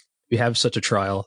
So that broke. And like you said, you guys were in the middle of recording that. That was pretty big news. We knew it was coming. They were going to do that without a doubt, because Kevin, you're an attorney. It's not going to be favorable regardless if they're anywhere near Carroll County. And I think that's pretty reasonable to say. Would you agree? Yeah, that's pretty reasonable. Carroll County is relatively small, and this investigation has been going on for over 5 years. So the chances are that if you live in Carroll County, maybe you've helped in a search for the girls. Maybe you have a friend who's helped with the search for the girls. Maybe you're related to an investigator. Maybe you're related to one of the attorneys or a family member. There's just so many people there who have connections to the case that the defense argued that you really need to just move it somewhere far away where there's a little bit less interest and a little less personal involvement. What do they call that? A tainted jury pool, or is that how they phrase it? Yeah. Yeah.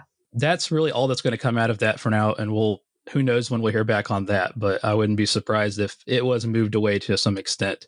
So as soon as this broke, a lot of us were reading into this and doing, like you just said, you drew a circle, right? You're drawing it all out. So then something else in this case that I think that we knew it could come any minute now, but we didn't know in the form of what. And I'll say, I think in terms of this being, it's certainly a huge release of the probable cause affidavit, but there could be more information that comes out before then through hearings, through the sort of the pretrial hearings as the different sides are presenting their information, that could be a place where we could glean information, and of course leaks.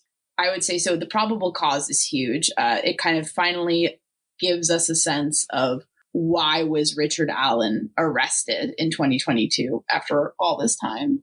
And it kind of is a look back in time because a lot of the information included therein comes from 2017, when he basically first inserted himself into this case, back, by sharing his story that he was there on the trails that day. He shared his story with an officer who made a note about it, and then nothing much seems to have been done until roughly late September, early October of this year. The story he told the officer essentially was that he was there that day. He was on the trail. He saw some people, but he didn't really pay much attention because he was like looking at his phone to follow a stock ticker. Looking at fish. He was doing all sorts of stuff that day. Yeah, and he acknowledged that he was wearing clothes that were similar to what Bridge Guy in the video was wearing. Before we get to the smoking gun, and there's no pun intended on that, there is some witness statements that I find extremely critical.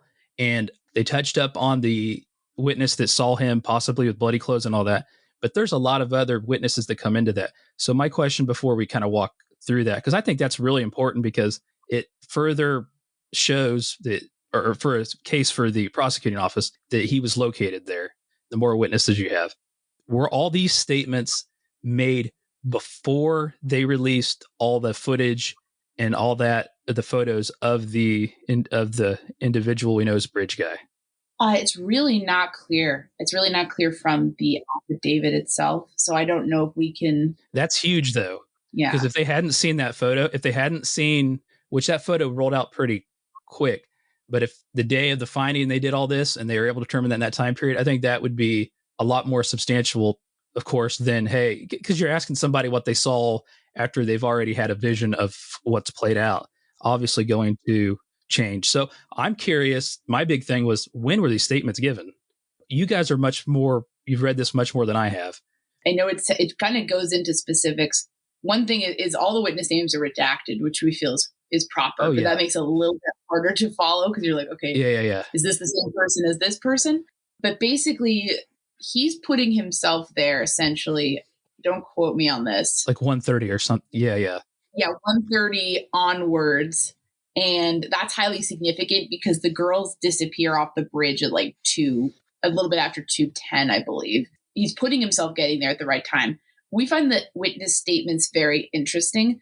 The problem with them is that most of them, when you read them, they don't really indicate, I saw Richard Allen or I saw his face. It's like he's covering his face. He's looking away. He's making pains to not really have those interactions. He's very unfriendly when someone says hello to him. And so that is what it is. But the fact is that he did place himself there. So he's doing a lot of the work for prosecutors in this case, because he's been, you could argue, well, are you sure that was him? Right? You didn't really see his face, but he's saying, no, I was there. I was wearing those clothes. And one thing I found interesting was there were a number of witnesses who say, yes, I saw a person who fits this description roughly in the time before the murders. Because he got there before they did. They got there at like, 1:50, and he's saying, hey, I got there at 1:30. If I believe, if I'm remembering correctly. No one seems to see him there actually during the murders. Or like after. And the prosecution says that's because no one saw him on the trails at that time, was because he was in the woods committing this crime. And I'll note also, I mean, and then we have the after sighting where, somebody's sort of covered in mud and blood and sort of seen afterwards. But the one thing that caught my attention that I thought was very odd, at one point, one witness is talking about how she's walking the trails and she looks out, she sees on the bridge, on the first platform of the bridge, this guy who appears to be Bridge Guy. And that's well before the girls even got to the bridge. That is one thing that I did think got mentioned enough during the media coverage the last 24 hours. And if that, like I said earlier, if that truly is and happened like before they released all the footage and all that of him, that's significant. it seems really weird. It's like, is he scoping out the scene? I mean, like, I don't know. A lot of kind of possibilities come to mind, but that really struck me because it's sort of this haunting image of this guy on the bridge. The girls haven't even got there yet. He's like, is he waiting? I mean, and is he specifically going after Libby and Abby? Because he passes other juvenile girls on the way there. They're in a slightly larger group than Libby and Abby, where it's, 3 versus 2, but it just seems odd. The whole thing is so odd. Oh, yeah, for sure. And like I said, he's already admitted that he was there before them, per the timeline of the way they've laid this crime out. So he's got there 20 minutes before them, he's saying. They got dropped off right before 2. He got there at 1:30. And like you said, there are more than one witness statement. Larger groups did see him. They said hi to him. He wouldn't engage with them.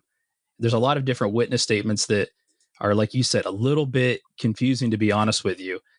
But there is some, what they could piece together from, was it distant camera footage of a vehicle resembling his Ford Focus?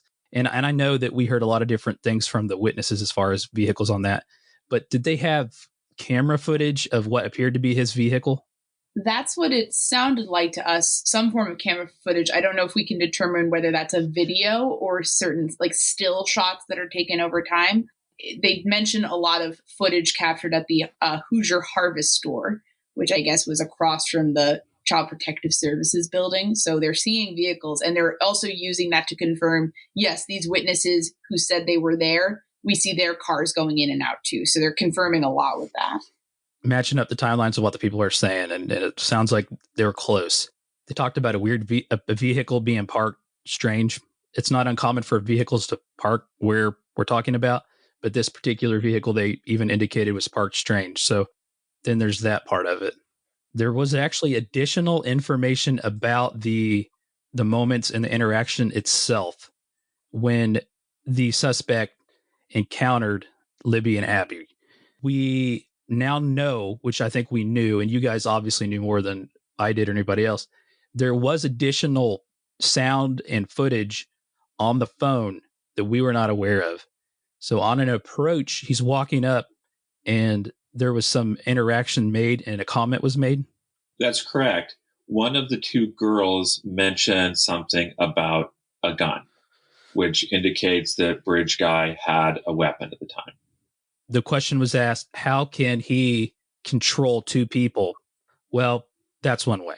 One of them says gun. And then there is actually, and we can't visually see this, but from the way they worded it, it sounded like they have a recording of when he's actually saying guys down the hill. If I remember exactly how this is worded, I can look here. They said a man can be seen. See if I can find it here. I don't think we ever heard that, but it seems that other people were at least talking about it. Is that fair to say, Kevin? Yes, and they were correct, obviously. They turned out to be correct, yeah. Did say something about a gun. Yeah. Here this says, though, as the male suspect approaches victim 1 and victim 2, one of the victims mentions gun. Near the end of the video, a male is seen and heard telling the girls, guys, down the hill. The girls then begin to proceed down the hill, and the video ends. Right. So that's indicating that they have a visual component to the phrase too. And that's certainly interesting, right? Because it indicates that there's more images of him. Yeah. I mean, before we didn't know if this phone was in a pocket. We really didn't know. So what it sounds like here is that is wording it as if it can be seen and heard when he's having that interaction, telling them whatever it is, which I think we've been told before. It wasn't just guys down the hill, right? Those were 2 things possibly that were pieced together. Did guys necessarily have to come right before down the hill?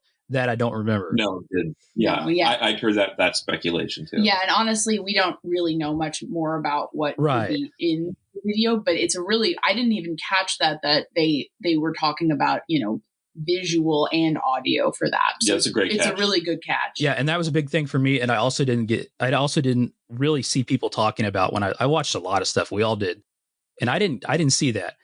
So there's going to be a lot more footage than we know of right now, is what I'm going to say, because, hey, guys didn't come right before down the hill. So there's more interaction, and it's possible that there's a visual of it to an extent. The quality, we don't know and all that, but that's much more than we've realized before.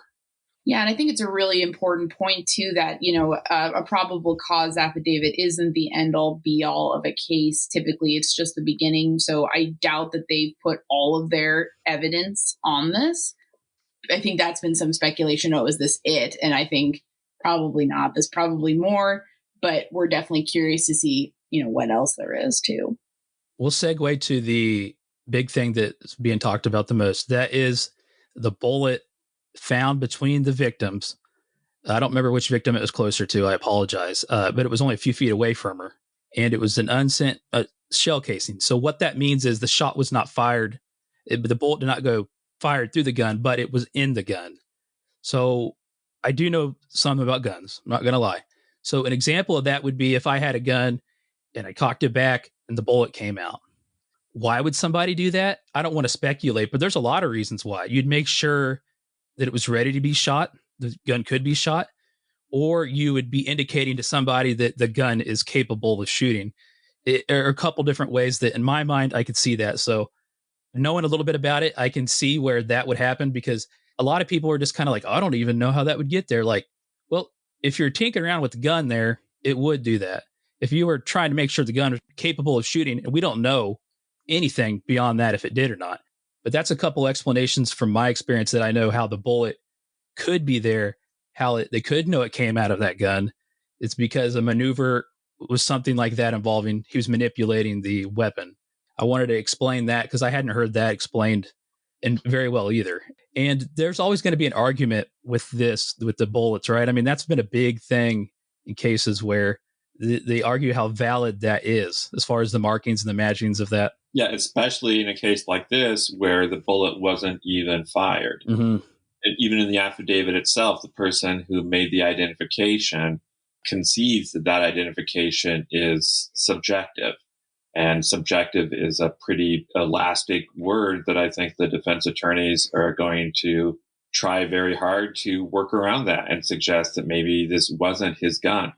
And of course, even if it was Alan's gun, you'd still have to prove that he was there and ejected the shell during the time of the murders. Yeah, and in a court case, I mean, obviously for a lot of people who are just watching along, it's very much like, okay, well, he's placing himself there. That's highly suspicious. He's wearing these clothes.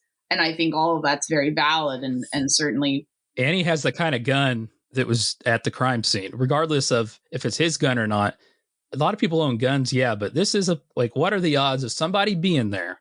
You start to piece these things together. There are things that happen, right? I mean, just coincidences, but this guy's wearing the clothes. This guy's there during the time period. And this guy has the kind of gun with the shell casing found. Not even just saying it's his.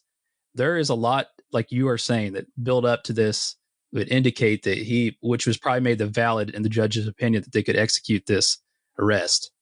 Right. And one important thing to note is also that it seems like some of this probable cause was done under the previous judge, correct? Who recused himself, Judge Ben Diener. So I think I'm just thinking ahead at the hearing. One of the defense attorneys specifically mentioned, the fact that there were probably going to be suppression hearings, meaning that they're going to move to suppress certain evidence in this case. So we will be it's just a situation where everybody wants justice for Libby and Abby. And that means hopefully everybody's crossing their T's here, because if the bullet seems to be the blockbuster evidence that they have in this probable cause affidavit, obviously it's very important for their case. They're going to prosecution's going to want to really hang on to that and hope that does not get tossed out, I guess. I've been doing the majority of the talking and I apologize, but it's also important to note that we don't know what all was on the original documentation. This is what's been determined that we should be able to see and then not jeopardize the prosecution or the case in general, correct? Well, it's interesting. No, actually, the thing that they redacted from this, seemingly, from what we can tell, is the witness names, which everyone, I think that's fair. Those people don't need to be harassed and hounded necessarily. But I think this is it. I mean, I don't think they had any big chunks or anything like that. There was a page missing from the copy that we got, but I think we heard through the grapevine that was just the judge's signature, essentially. The last page. Okay, I saw that. Yeah, okay. Yeah, we were like, where'd that go? But this is it. I mean, this is the probable cause. With that said, there is a potentially key document that we have not seen yet. This was the probable cause for the arrest. And some of the evidence used to get to this point was taken after a search at Richard Allen's residence.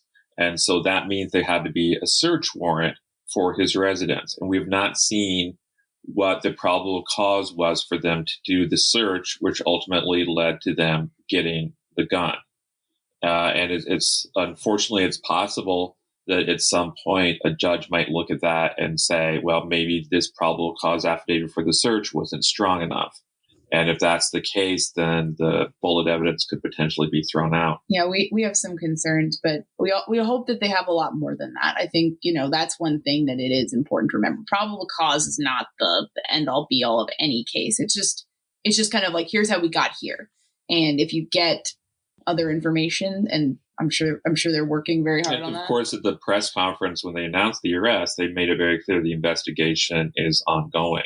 They're still getting new evidence, new pieces of information. And obviously that would not be reflected in this document. One thing that your listeners may be curious about is it's often been alluded in that press conference and in the hearing that was around this, that basically Prosecutor McClelland was saying, we don't want to release this. There's other people involved that we believe, we might need to be going after. That is not in this probable cause affidavit at all. I mean, the way they set up this scenario where Richard Allen basically, could conceivably have done this completely by himself in this probable cause affidavit. There's no mention of motive or, whether this was like targeted against Libby and Abby or whether this was a random. So they don't really get into a lot. They also don't get into how did this crime occur? How did the girls die? What exactly, what can we say about that? It really just kind of has him getting there, being seen by a bunch of people, his car being possibly seen, and kidnapping the girls off the bridge. And so I think that's interesting that prosecutors are saying that, law enforcement is saying that we're looking at more people may be involved. Everybody brings up the tentacles that Doug Carter referenced. And I think it seems like that's very much a valid thing that they're doing, but it's not something that they're putting in their probable cause at this point, which is interesting. And I'm not trying to make up any theories here, but let me just throw this out to you guys before we close this down. What else was not in there was any prior information that would have been able to validate to make this arrest. So let me give you an example. People confess to being at crime scenes all the time. People lie and confess to things they didn't even do. Wherever he was employed at then, if he was, they probably did some more work than just saying, going off of, hey, you were there. They probably validated that with his employer, making sure he didn't work that day, if that's the case. And we don't see any of that information in there either. Typically, that would be something that would be done to cover the tracks, right? And so therefore, we don't know that. What led up to them making the connection with Richard Allen itself. That's a really, really good point. Looking at work records, you think that would be possibly in there. And it seems like he's been a long-term CBS employee. So I would imagine that would be relatively easy to check. That's a big company. I'm sure they have, pretty meticulous records. One thing I'll note, and this is a bit of a sneak preview for what we're working on right now, hoping to get it done pretty soon. But basically, we're trying to kind of figure out what the delay was here. Why did he come up in 2017 and not again until now? And, I'm not gonna say because we don't necessarily have it ready yet, but we're trying to kind of, what is that bridge? And I can say that so far we have reported that there was not a tip that busted Rick Allen in 2022. It was not somebody close to him turning him in. It seems to be what we've reported and what other local media have reported is that somebody was like going through things and kind of, going through old tips and saw this. Yeah, this dude was here. And what we're trying to figure out is why did it take till 2022 for that to happen? And that's hopefully what we can answer relatively soon, but we're trying. We're trying. It's like, because I think it's a situation where we believe that the investigators who are working on this are dedicated and professional and certainly trying their best. But I think there should be an element of public accountability when you have, a guy saying, hey guys, I was there. And then we don't hear about him until 2022, 5 years later. Absolutely. And I think all that prior stuff I just talked about that we don't know about, that will come forward too on what led to that for sure. My opinion, this is going to be a timely thing, and that's fine because there's a lot of work to be done for both sides of this case. And then for individuals like yourself, you will have some more time here to look into these things that you're investigating. Absolutely. And everyone wants justice in this case. I just hope that justice is at hand for Libby and Abby, because goodness knows they deserve that. And I mean, it's just, this whole thing is just a huge tragedy. And yeah, it's heartbreaking to read this because it gives you more kind of disturbing details on what their final moments might have been like. And it's just a wretched story ultimately of these two young girls who should have been able to go for a walk on a bridge and come back. Yeah, absolutely. Very unfortunate. And like I said to start, this is not an ideal circumstance to form a friendship with somebody, but that's what we've done, and I'm thankful for that. And I'll say it again that I appreciate the work that the both of you have put into this investigation, this case, this storytelling that you've been able to do and connect some pieces to the puzzle that have been missing for us, and more or less just bringing this to the public eye. No point in this case had anybody forgot about it. You know what I mean? And I think you guys played a part of that, and a lot of other people did. And I certainly appreciate that. Do you guys have anything else to throw in here? Well, we just want to say we really appreciate you, Jeff, and what you've done to kind of raise awareness and kind of inform your audience and keep, okay, what are the updates? Like, let's go, like, kind of keep looking back on it and asking important questions. Yeah, I think you asked great questions today. I think we will hopefully have something soon kind of trying to explain what the gap was. So we'll keep you posted on that. I'm sure we'll be talking with you again soon about more updates in this crazy case. Yeah, it's something where like it really is nonstop. And I just, we're definitely proceeding with caution because the trial's pending, but we're also going to continue where we can try to inform the public and here's what's happening essentially. I'll say it again on a closing thought here. If you want to hear this in detail, you can check out your latest episode. You guys actually read all of it. And also it's available online. I'm going to have all that in the show notes for anybody interested, but I did want to plug you guys' Murder Sheet podcast. You do a great job throughout this case, providing information in detail without bias. I highly encourage people that want to learn more about it to check out the work that you've done. And obviously they can go to murdersheetpodcast.com and all that stuff is on there.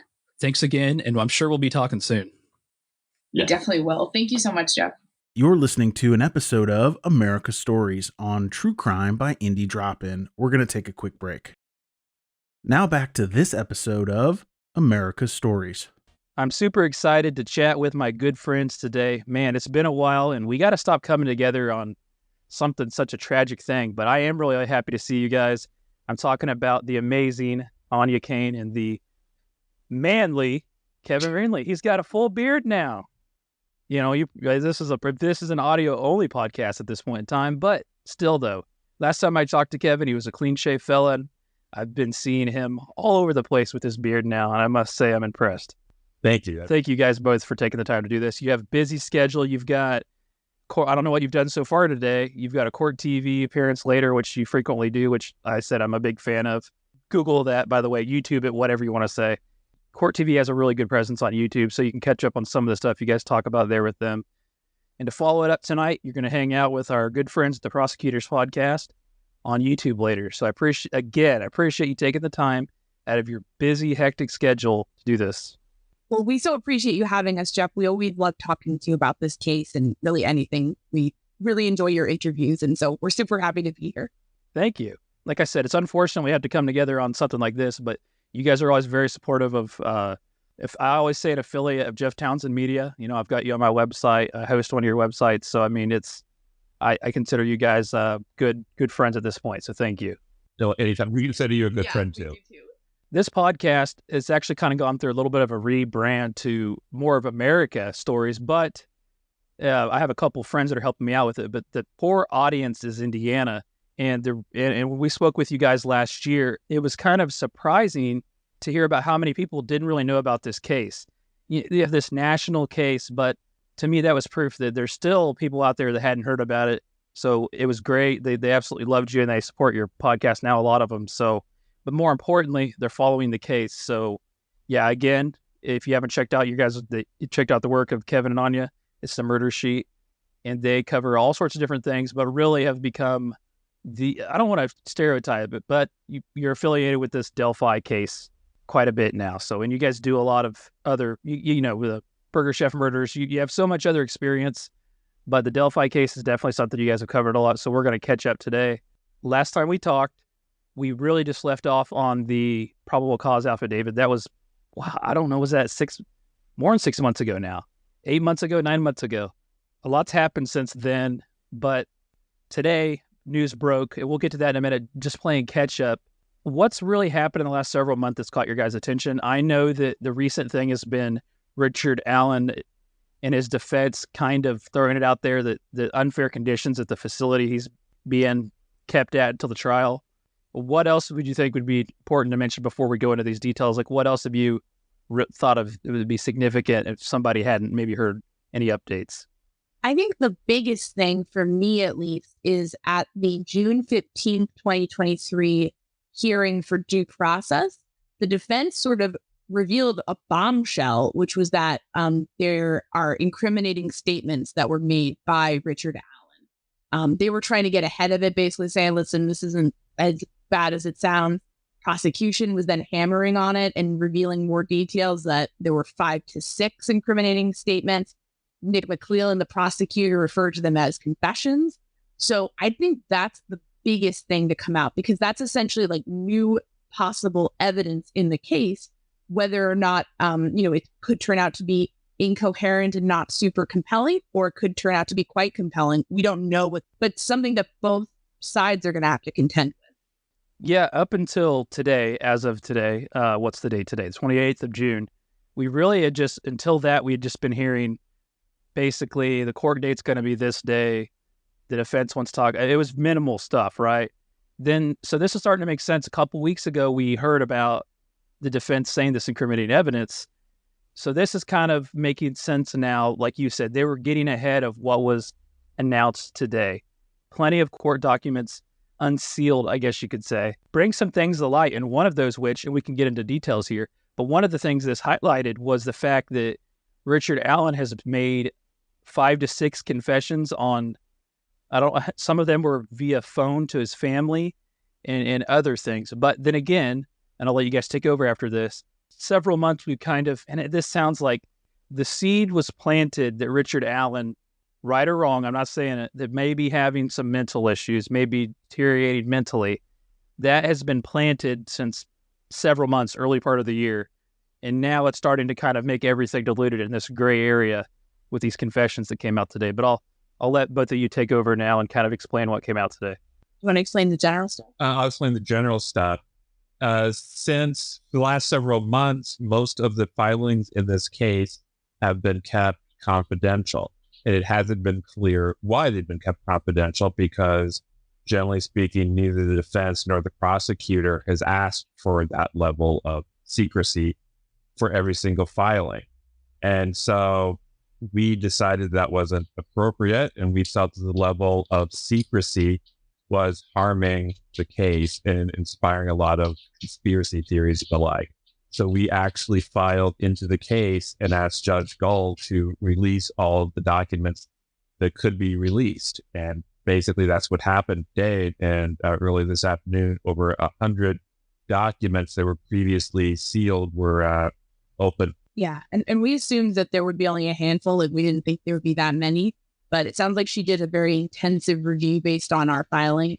And, she's looking at this. She's a former prosecutor and has a reputation for being a very meticulous judge. So she's not just releasing everything. She's looking and seeing what should be released, what should not be released, what would be released in a typical case, what are all the pros and cons, and what does the law say. After making those determinations, she released them today. And one of the, they give us a lot of insight on a lot of different aspects of the case that were in the dark.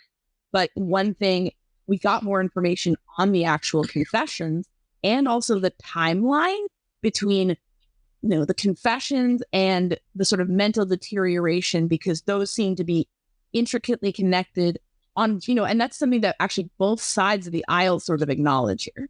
Yeah, going back to the confessions, and I used the term the seed was planted, kind of makes it seem like I'm saying something mean by saying that. But what I'm really saying is, So the first confession that they're talking about here, what day did they go back to? April?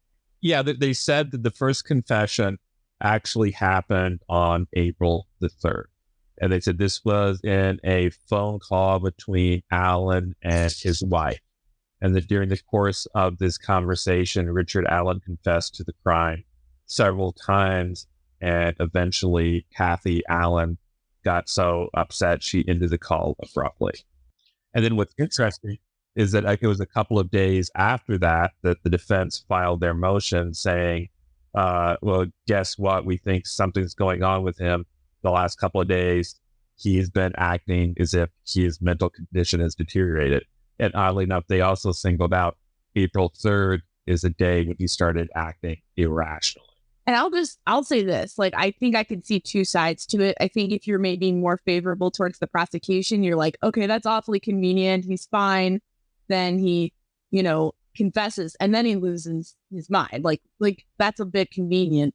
At the same time, if you're on the defense's side, you're saying, his mental deterioration caused the confession. So it makes sense that it's linked. So it's kind of, you're seeing those two kind of camps, view it in different ways. But basically, prosecution is saying he confessed and is acting bizarrely because he's guilty and reckoning with that. And the defense is saying this is an innocent man who is unraveling. Yeah, absolutely. I could definitely see both arguments. But for me, I guess my point was there's no coincidence that these things were mentioned when they were. I'm not thinking.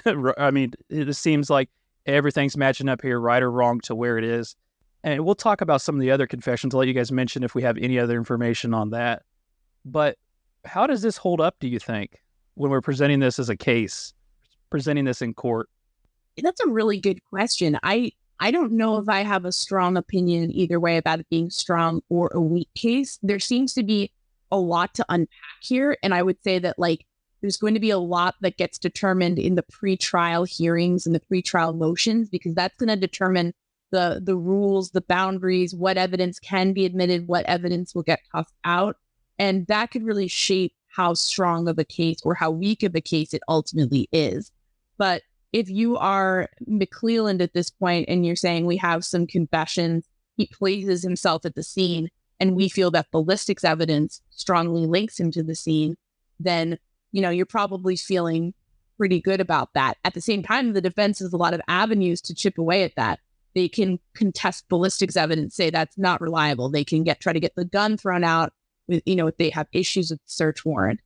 So there's still a lot of avenues for the defense to take if they are, trying to be strategic and look at all their options. And I think it's also important to note that we haven't actually heard or read the actual content of these so-called confessions. And both the prosecution and the defense characterize them differently. As Anya said, the prosecutor repeatedly referred to them as confessions.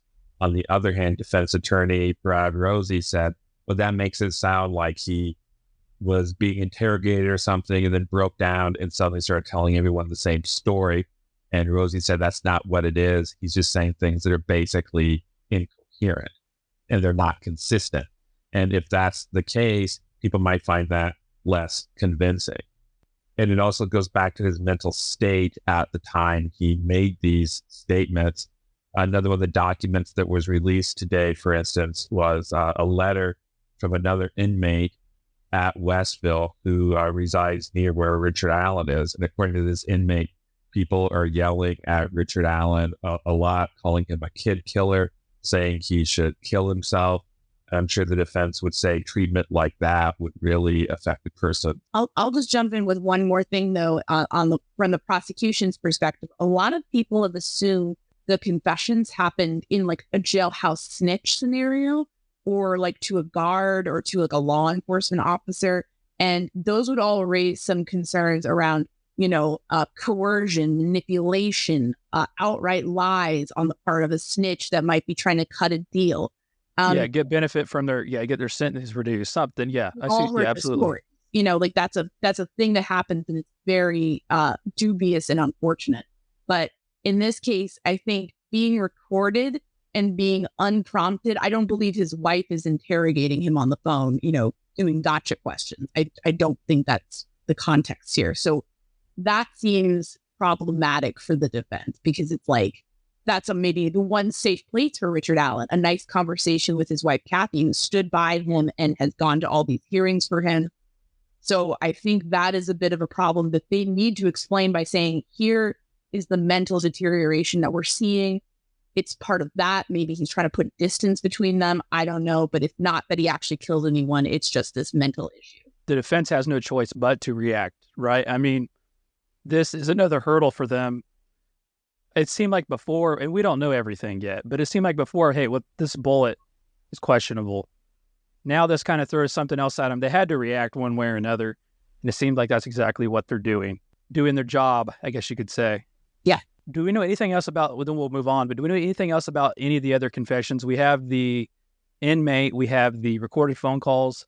Now, there's like 5 or 6 different instances that were brought up, but they didn't go into specifics. Do we know of anything else? There's a reference in one of these documents saying that he confessed over the phone 5 or 6 times in calls to his wife and to his mother. And gotcha. So that's where the 5 or 6 times came out in relation to that. Might be, like, we don't know if that's 5 or 6 phone calls or 5 or 6 times in one phone call. Good point. That's a really good point. You got to mention that. Yeah, that's solid, because it's one phone call, or that'll all make a difference, but it's all going to make it more challenging for the defense. I mean, it's going to. Other things in this that were strange. I remember reading something about eating paper. He was stuffing court documents down his eating paper or something. Am I correct there? Yeah, that's 100% accurate. The prosecution said after Richard Allen made these alleged confessions to his wife and she ended up hanging up the call on him, his mental condition began to almost immediately deteriorate. He stopped wanting to sleep, stopped wanting to eat. Previously he'd been making a couple of phone calls a day. Suddenly he's going weeks without making any phone calls. And another behavior the prosecution mentioned in this document was, as you said, he was literally eating the paper that had his legal work on it. And maybe that also plays into, at different times, the defense has been saying, oh, they're not giving him our paperwork. And maybe the reason they're not giving it to him was because he was trying to consume it. Fair point. He definitely physically has been, you've seen some change in Richard Allen physically. Lost a lot of weight, doesn't look like in the best of health, which is not uncommon when you see somebody incarcerated. I don't want to draw a direct comparison, but I immediately used to think of the Golden State Killer, Joseph D'Angelo, right? When you first brought him in, he was out working in his yard. And then with a matter of a couple months, you see this fragile old man, what appeared to be. So I have no doubt the conditions there are not perfect, but there really doesn't seem to be, nothing's going to change as far as that goes. It doesn't seem where he's being housed. Yeah, that's a really good point. And it kind of reflects the prosecution's contention that, like, anywhere he's going to be isolated. He's going to have to be isolated for his safety. And there's not going to be any other options that are as spacious or that are, more spacious in a significant way or significantly better conditions. They even, said that, Cass County Jail, where the defense wants to move, they don't have like full-time mental health staff. So there's like a lot of back and forth. I mean, the defense contends, though, that that's not the only issue. They're also noting correctly that Westville's quite far away for both of them. And it's better for Allen if his attorneys can get to him quickly without having to drive many miles and, go through all the security of a prison versus a jail. So it's another one where you can kind of see both sides of it. But basically, the prosecution's like, you're not going to get a better situation anywhere else. And he cannot be around other inmates because they will try to hurt him based on what he's accused of doing. Is it common for, in a case like this, for the individual to be housed in a prison before trial? Do we see this often, or is it normally just county jail? We've asked around, and it's pretty unheard of. You might have people transferred from one jail to another. That's not unheard of. But as far as like as the defense has called it, a pre-trial detainee being housed at the, MCU, the most, intensively controlled area of Westville, even when prosecution witnesses were asked that at the last hearing, the warden and other officials at the prison noted that they're not aware of another case of that happening. So it's definitely the defense is absolutely right to say that it's very unusual. I bet it also raises the level of attention that the Westfield facility is receiving and managing as well. Oh, yeah. Yeah, but it's a controversial place. It's come under criticism for treatment of inmates. We talked to a couple of people who were incarcerated there. They were in Gen Pop, and for behavioral reasons, they were placed in the maximum control unit. And I mean, they basically said that, like, in their opinion, he's not being treated worse necessarily. It's weird that he's there before trial, but like, that's just the experience there because, and they noted that they would see people starting to deteriorate because you're alone and you're with your thoughts. And it takes a very strong person to deal with that. Of course, the prosecution would tell you that there's very good reason why he's not at the Carroll County Jail, because it's a relatively small jail. They don't have a big staff. And this is somebody who would be at a risk because there's people in that community who are very angry, understandably, with anyone who's been accused of killing those two girls. And they would argue, we just don't have the manpower or the facilities to have him here safely. And so therefore it's important for him to be somewhere else, somewhere where he could be protected. And certainly, no matter what you think of the living conditions at Westville, that is certainly one of the few places in the state where he is safe. Another thing that a lot of people are taking away from this, the documents that were released today, drawing to the conclusions of a cause of death. Let you speak to that.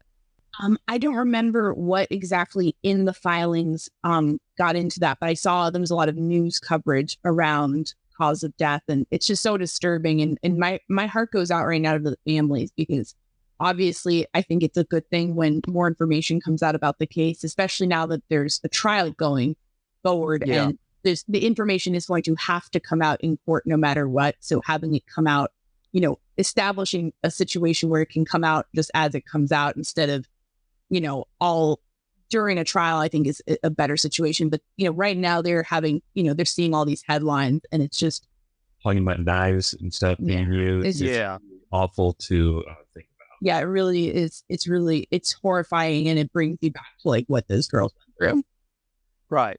And the reason I brought it up is not to talk about what it was necessarily, but more importantly, and you addressed it, was it best to throw that out there, throw information out there now beforehand? Because no matter what, this coverage is going to be significant when this trial happens. Do you guys think it's likely that this will be mainstream televised? Or what is your guys' feelings on that? Like, I don't know if you've been able to investigate some experience with these judges and just what's the likelihood of that being a possibility? Yeah, I've been doing a deep dive into Judge Gull's story for some feature episodes. I'll let you know with the knife and with the cause of death. One thing that I think also has shifted is that, I think them releasing that at this point is a sign that like they feel like, they got their guy. When there was a bullet involved and they didn't want the perpetrator to throw out a gun, made sense to keep cause of death, things like that, really quiet. But now that we're hurtling towards a trial, it doesn't matter as much, essentially. So it's like that shift in terms of timing. But as far as the, Judge Gull was one of the pilot judges for Indiana's first cameras in courtrooms pilot program. And so we don't know what will happen for a fact with anything, given the amount of public interest here, given the amount of media attention, and given that Judge Gull, is very innovative in terms of some of the pilot programs and some of the things she's participated with. I think that they will probably end up allowing camera coverage at the trial. I don't think it's going to necessarily be allowed to devolve into a media circus. I can see a situation where, there's things that are in between, like cameras everywhere and no cameras at all. If they can have a pool system with one camera, everyone gets the footage. Judge Gull also will have a lot of discretion. I don't want these witnesses filmed. I don't want, the jury can't be filmed, obviously, but she can kind of basically dictate, different things that make sense for this trial. So cameras in courtroom does not necessarily mean complete openness, which it shouldn't necessarily, because aspects of a court should not be televised. And the current situation is frankly frustrating because there is such interest in the case, and it's not exactly easy to find out what's happening in court because the courtroom is very small. And usually close to half of the courtroom is understandably reserved for family or potential witnesses. So there's not a lot of seats. And so because of this, the public has to really rely on the perspectives of the handful of journalists. And we can't even hear anything. Yeah, that's another thing is that the courtroom has a very bad audio system. We, last hearing, we were lucky enough to sit in the front row because we got it very, very early. And so we were able to hear probably about 90% of the stuff that was said. But other reporters who were there just a row or two behind us told us they could hear almost nothing. And that doesn't really seem to be an acceptable situation for a case where there is such public interest, because the public really has a right to know what's happening in their name. They deserve to know what's happening in this case. Absolutely. Maybe we'll have to invest something into that a little bit more infrastructure-wise in the courtroom. Both have been very critical of law enforcement and the state of Indiana police. It's the lack of information that was shared. Now looking back at everything and where we sit today, I'm going to ask you a really tough question here. Do it. Do you stand behind what you were saying this whole time, or has your mind changed at all, knowing that we know today? Because you guys have faced you guys have been big advocates of that and faced a lot of difficulties because of that. But you guys have been saying, hey, there's no information. Get the information out. Now we're here today. What are your thoughts? That's a great question. And I think I have kind of like two mindsets on it at this point. And I'll let you know if I like shift on it further either way. I can understand definitely things like the bullet, because again, you have a bullet, it's going to potentially link to somebody. If that gets out, if that leaks, whoever has that gun is going to get rid of it. Right. Like, and then there's maybe no way to tie them to the case. So I think I can really commend them. You know, I know there's a perception that there's been a lot of Delphi leaks or Delphi things getting out, but the people who investigated this case kept that locked down. And I think that's impressive. And I think that really may work to their advantage if they end up, getting a conviction here and a jury is convinced that Richard Allen is the perpetrator. So I think keeping certain things private is very important for a case. And also, I understand there's also the element of like, there's a lot of like really disturbed people out there who follow this case who essentially like will call in bad tips. And they're too disturbed to realize that they're actually hurting, the case by basically tying up resources over nonsense. You know what I mean? Like, I'm not talking about like somebody who's in good, like I'm talking about like Bigfoot, like just stupid stuff that's just wasting everyone's time. And so you want to be able to kind of like write off certain kind of crank calls quickly because you keep back information for that. So I'm sympathetic to that. I'm an anxious person by nature. So I feel like if I were in a position of power in a case like this, I would probably want to hold a lot back. I'll cut you off here. You have held a lot back. You guys have heard let's be honest. You guys also have heard things and you went with high integrity and decided not to share it. So that's what makes that question that much tougher, right? You guys actually were put in that position and you didn't say anything either because you knew it was best not to. So yeah, no, it's crazy. I didn't even think about it that way, but it's like we at times were like, you need to say things. And then like we've gotten in like many situations where we were like, oh, like we cannot release this or we can't release this in this way or right now.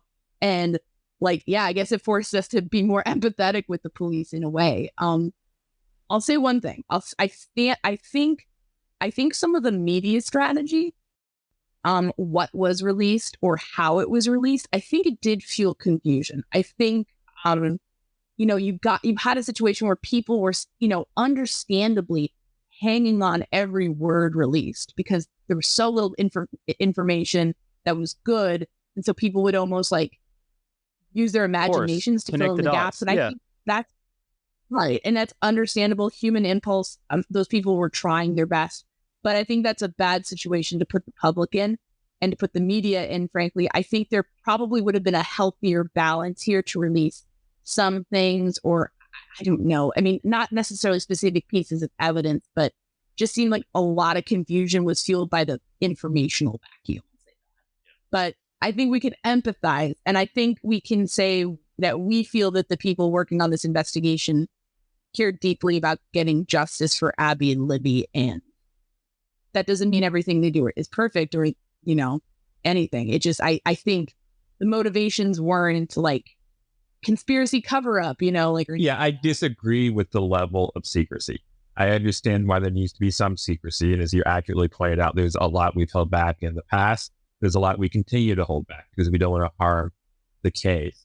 I think, though, it's important to stress, even though we disagree with a lot of the decisions the police and law enforcement have made in this, we do understand their decisions and we respect their integrity. And we don't for a moment think that they are holding stuff back for conspiratorial reasons or to cover up for their own mistakes. When they're making the decision to hold something back, they honestly believe that's the best thing to do for the case. And you or I may disagree, but that's their honest opinion. And also, you can always release something later. You can never can't take it back. Yeah. No. Right. That'll probably be the toughest question. You guys have televised interviews scheduled. That might be the toughest question that you get asked through this whole thing. That really will make you. That's why we love talking to you, Jeff, because you're asking the hard questions and you like know this, like you know this whole story. So like, you ask tougher questions than anyone else. Yeah, but honestly, it's great though because it's like a good conversation and helps us clarify our position.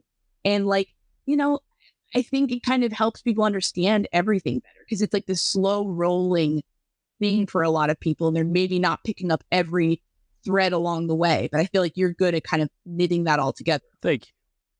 Couple more questions and we'll get out of here. They're kind of tough, but this one was brought to my attention quite a bit on my website. Just being just associated with you guys, I will receive some stuff every now and then, comment about you guys, comment about the case, whatever. A lot of people are asking, why the hell are we still talking about Keegan Kline? So for you guys, and like I've said before, I'll go on the record to say this, your coverage, whether it has anything to do with the killings or not, looks like it doesn't. To me, as a father of 3 beautiful daughters in this state of Indiana, has been meaningful to me and very eye-opening about the dangerous people that are in society. So I'm getting emotional talking about it. So I thank you for that. But people are still asking why, what is in it for you guys at this point in time? You recently had an interview, which was great. You went to the jail itself. You spoke with him. But what is it at this rate that keeps you guys in connection? I get he's kind of seems at this point in time he trusts you, and you've had to work hard. You've had to work hard to form any sort of relationship. Sounds silly, right? To bridge any sort of gap, you guys have had to work pretty dang hard because this guy went from being rather upset with your coverage to being really one of the few people he's going to talk to. That's an absolutely fair question. And I think we tend to approach the case a little bit differently than some people. And I think it can be aggravating, but I think maybe if I explain it, people will understand. We like have an academic interest, and that means like we want to document everything. So like, you know, when we released Ron Logan affidavits, you know, that wasn't us thinking it's Ron Logan, we got him.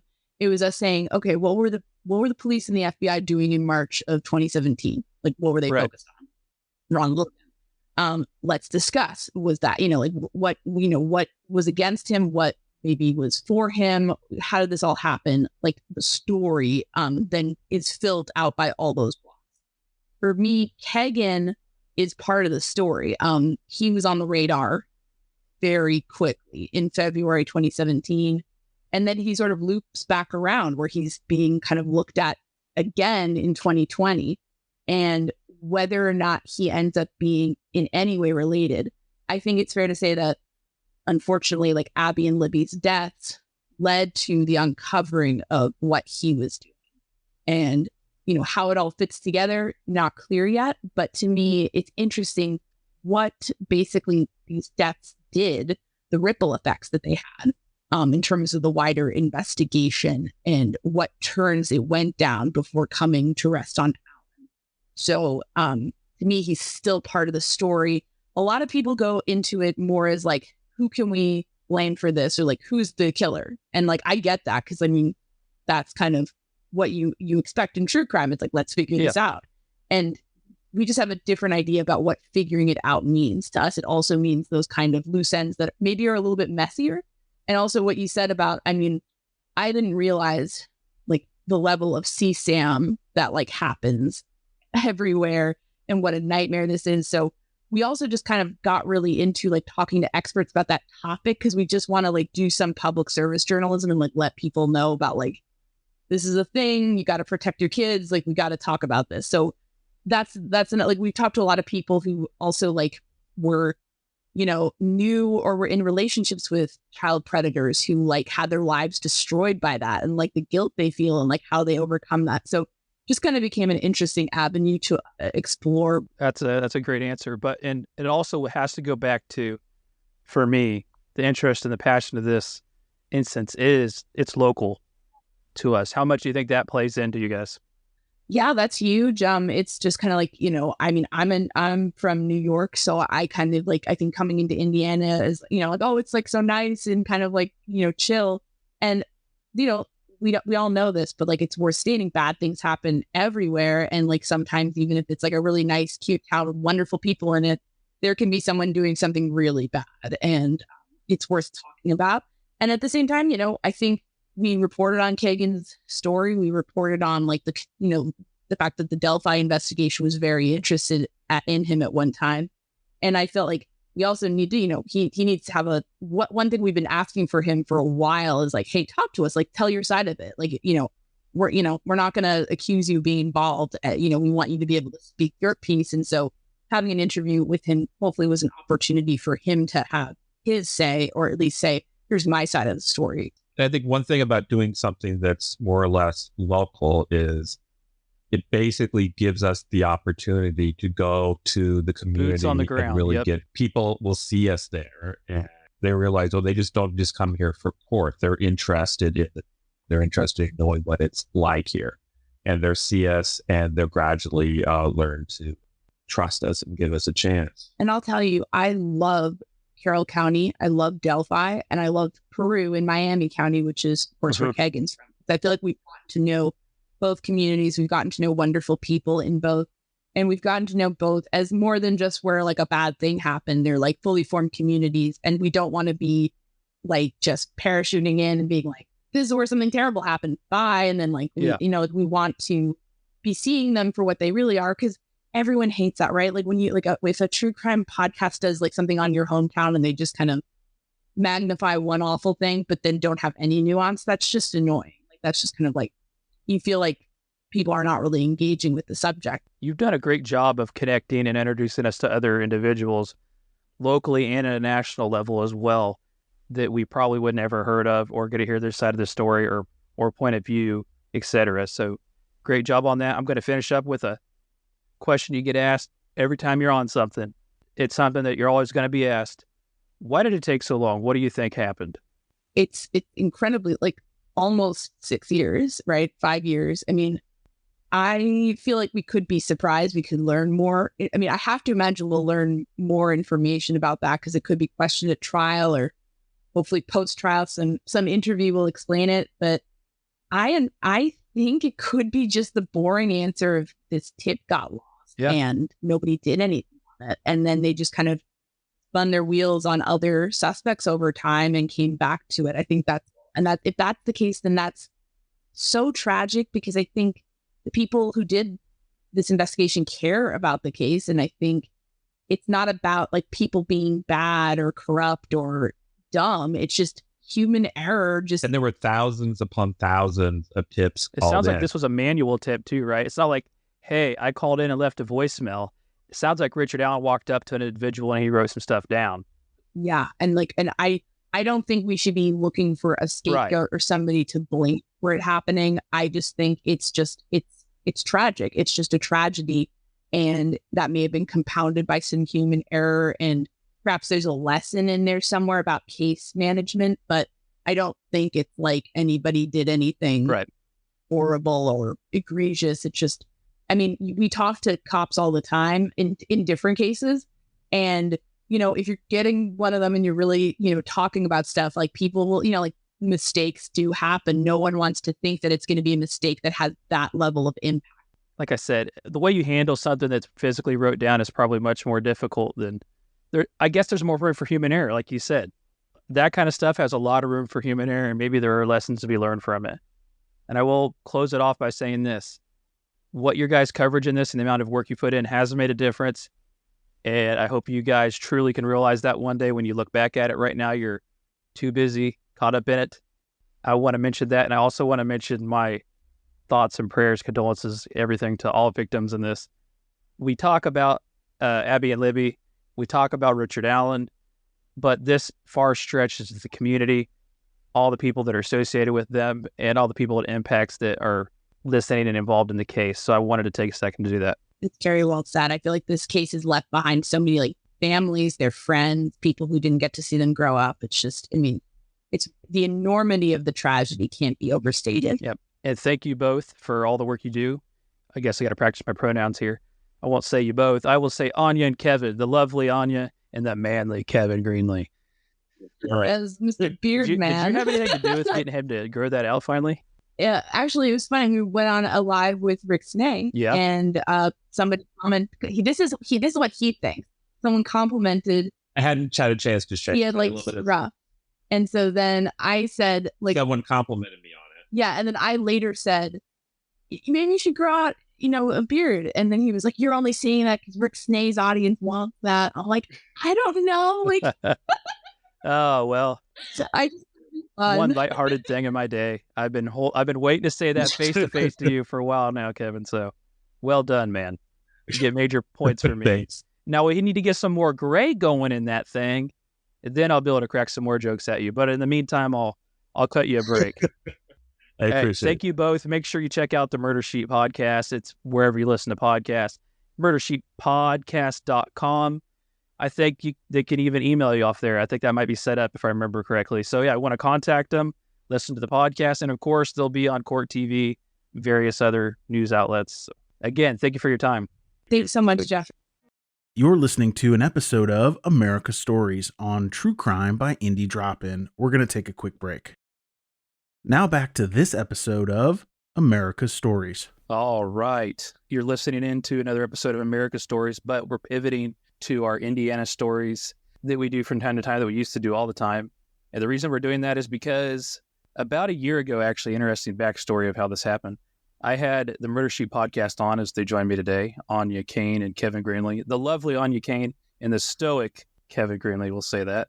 Anyway, so we had a lot of listeners last year asking a lot of questions about the Delphi case. I think they're just casual interest in it, probably not as deep as some people are into it. And we recorded an episode. We did a two-parter. I think we recorded it in one session, though. I released it in two parts, where we talked about just the case in general. Then I believe 3 days later, there was an arrest made, if I remember how this happened. So we talked about the case in detail before any arrest was made. Then before I could even release the episode, an arrest was made. So then we've kind of, because of interest and a lot of questions and comments, we come back in as soon as we receive more information. And that's exactly what happened earlier this week. So yeah, the Murder Sheet podcast joins me, of course.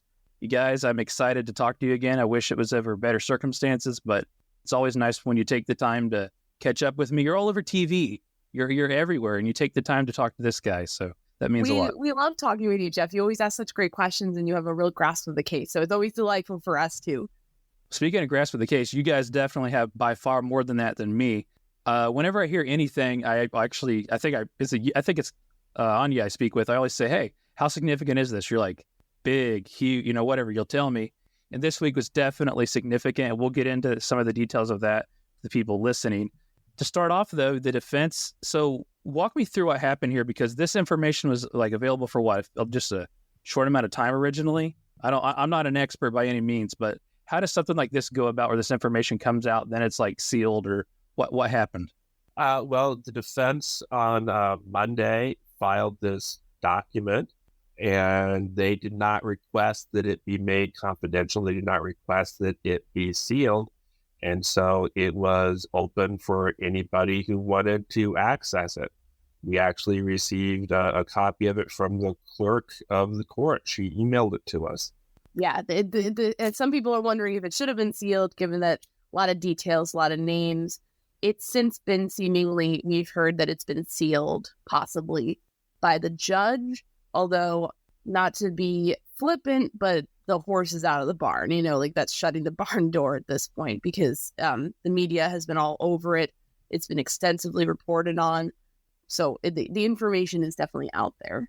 Seemingly, and this is my opinion, I guess it's my podcast, I can be more opinionated than you guys are pretty neutral and respective, I guess I could say, on yours, investigative integrity, which is great.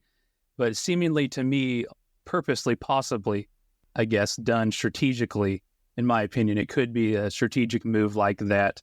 We'll get into some of the details, but to me, how weird is this that this didn't wait till trial? Oh, that's such a good question. To me, it's a little bit weird, and I'll explain why specifically. The Franks memorandum really includes a lot of the really interesting information, and it essentially outlines the defense's entire case. Like who they think did the murders as opposed to their client, Richard Allen. And what's interesting about that is the Franks memorandum really only has to get into where law enforcement messed up so the PCA can be thrown out, probable cause affidavit for the search warrant. And that's what the Franks motion is meant to do. So all of this stuff about who they think did it is, not necessarily fundamental to achieving the goal of saying, hey, law enforcement lied about this. Here's why the search warrant should be tossed. So that seems a bit unusual to me. How about you, Kevin? Yeah, I was a little bit surprised that it went into so much detail spelling out this alternate theory. But certainly behind the scenes, the defense has been deposing witnesses, asking witnesses questions. To me, though, just from watching a lot of televised cases and court, particularly court events before, this is like a defense that would be laid out in a trial, especially some of the revealings that there are people that they can, we'll just say it, people that they say did it. Like normally that would be something that's kind of laid out in court. Like not Richard Allen didn't do this, but this person did it. And this has all been laid out in front of us months before this even goes to trial. So to me, that seemed very unique. Yeah, there's so much about the Delphi case that is just kind of, we see it in other cases. And it makes it hard for us because we always like to compare things to other cases and say, okay, well, this is somewhat like, what happened in this case. But unfortunately, there's a lot of things that are singular about Delphi. And certainly it puts the people who were named in a rather uncomfortable position because suddenly they're being associated with the murder of these two young children.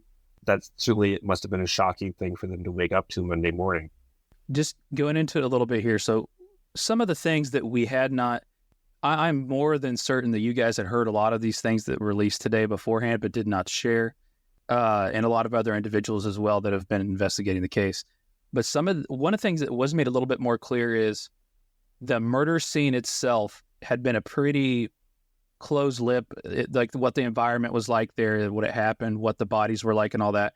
And that was revealed in this document to an extent.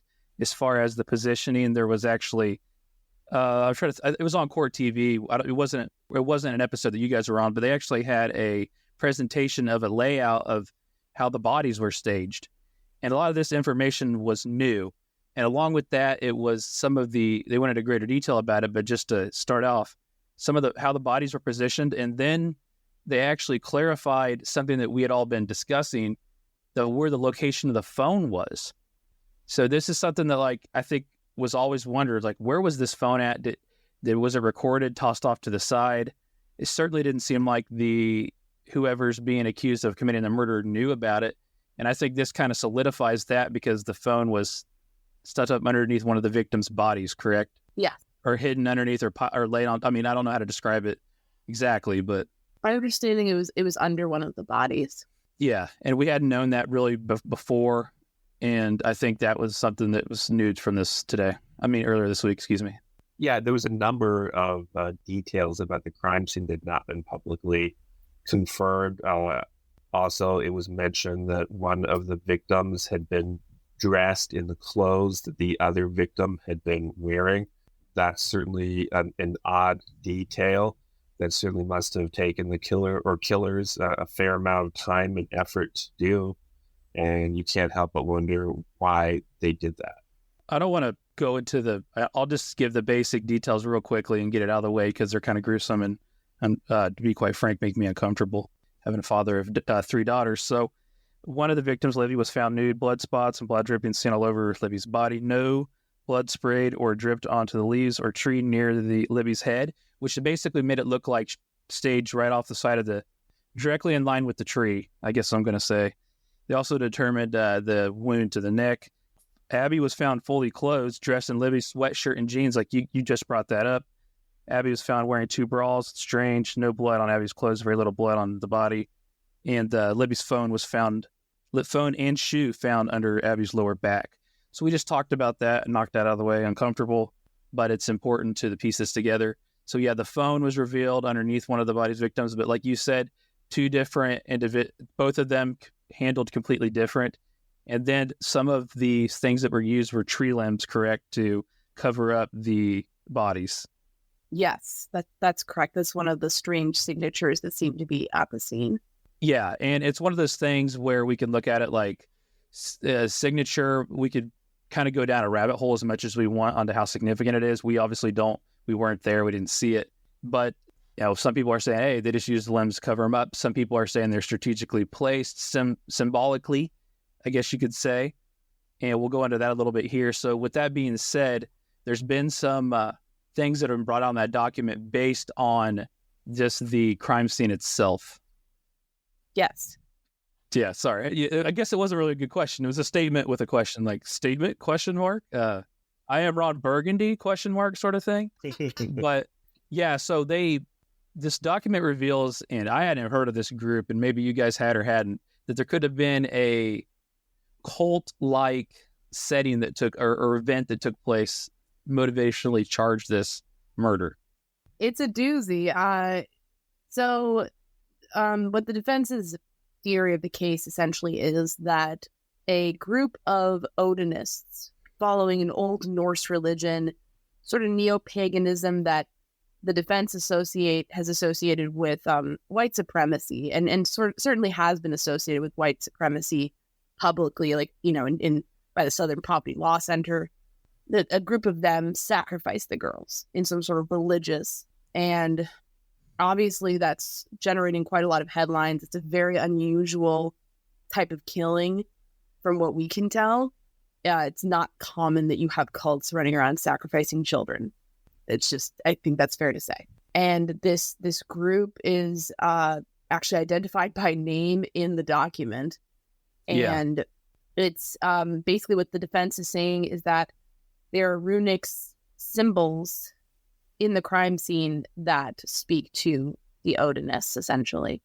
And I think what we're going to see this come down to is interpretation and whatever lens you're looking at it. If you're looking at it through an Odinist lens, which the defense is, then you're seeing the runes in the sticks that are posed over the bodies. You're seeing it in there's some blood splatter on one of the trees. Unfortunately, it's Libby's blood, and they claim that is in the shape of a rune. So that's what they're saying. I don't know this for a fact, but I have a feeling that prosecution's probably going to say that that's blood splatter and sticks. So it's going to be the 2 interpretations. Whose is more credible to the jury? Go ahead, Kevin. It seems like you're in thought. I was going to mention that they further identified an individual whose son was the boyfriend of Abby, and they indicated that they weren't sure that his alibi checked out. He said he was at work at the time. And they went so far as to say, well, even if he was at work, it could be a Charles Manson type of situation where he did not personally participate in the murders, but he somehow inspired. They basically confirmed his alibi that, yes, he was, at the very least, his card was clocked in from work from this time to that time. they kind of throw out, well, maybe someone clocked in for him. We're kind of getting into the realm of, is that likely? But they do note that the true ringleader doesn't have to be at the scene. So it seems like they're identifying that specific individual is very important for their theory, because he seems to be the connective tissue between a couple of different elements of this alleged group. But it seems like the defense has almost strategically leaked information out over the last several months. I don't even want to say leaked. This thing is just part of a defense strategy. We talked about that last time we spoke, how the timing of this was very interesting, the confessions and all that. And it seems like this is just part of piecing together the defense before the trial even begins, or seemingly could be, if you understand what I'm saying.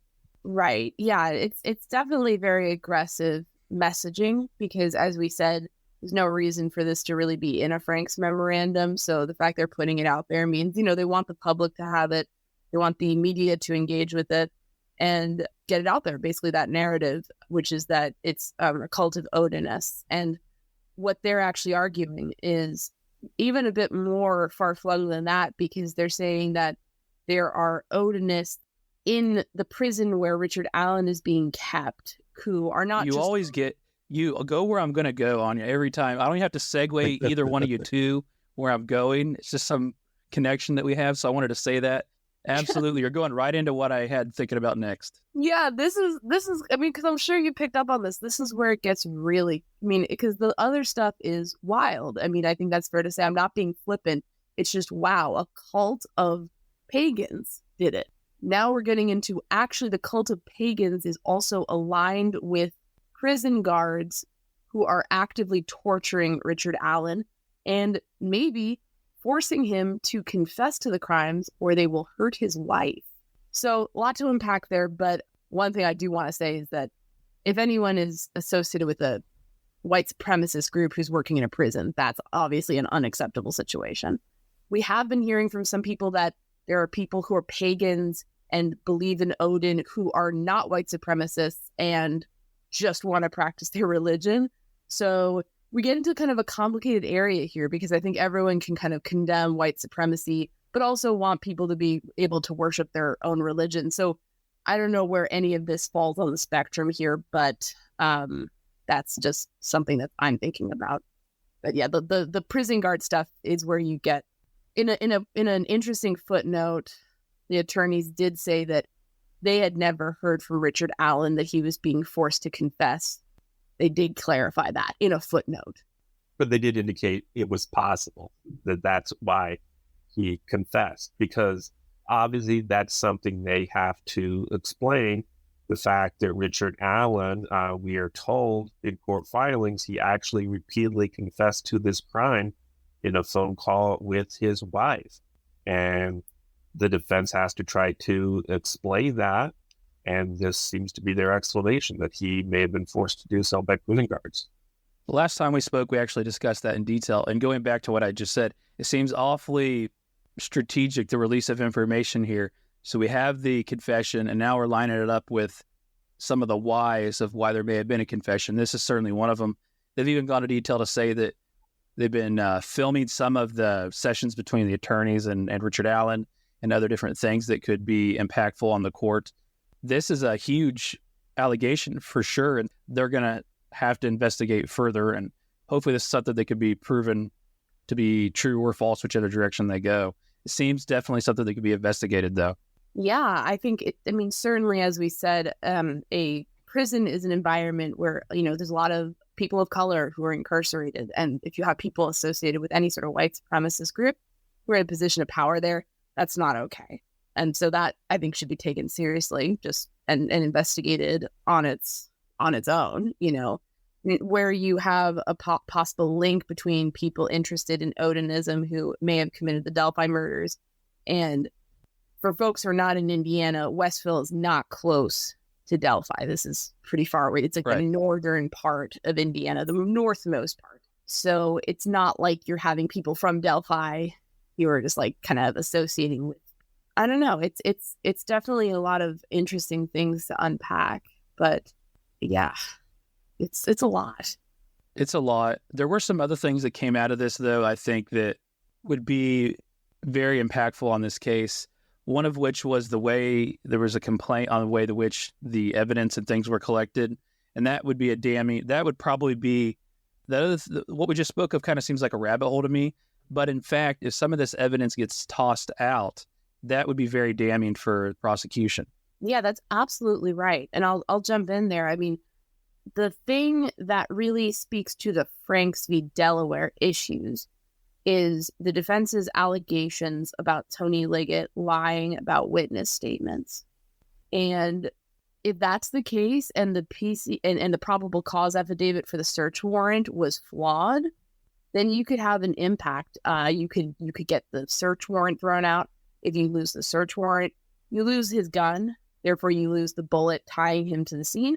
And you probably lose his confessions because he wouldn't have been in prison if he hadn't been arrested over the search warrant, over the findings of the search warrant. So you lose the case against Richard Allen if that PCA is flawed.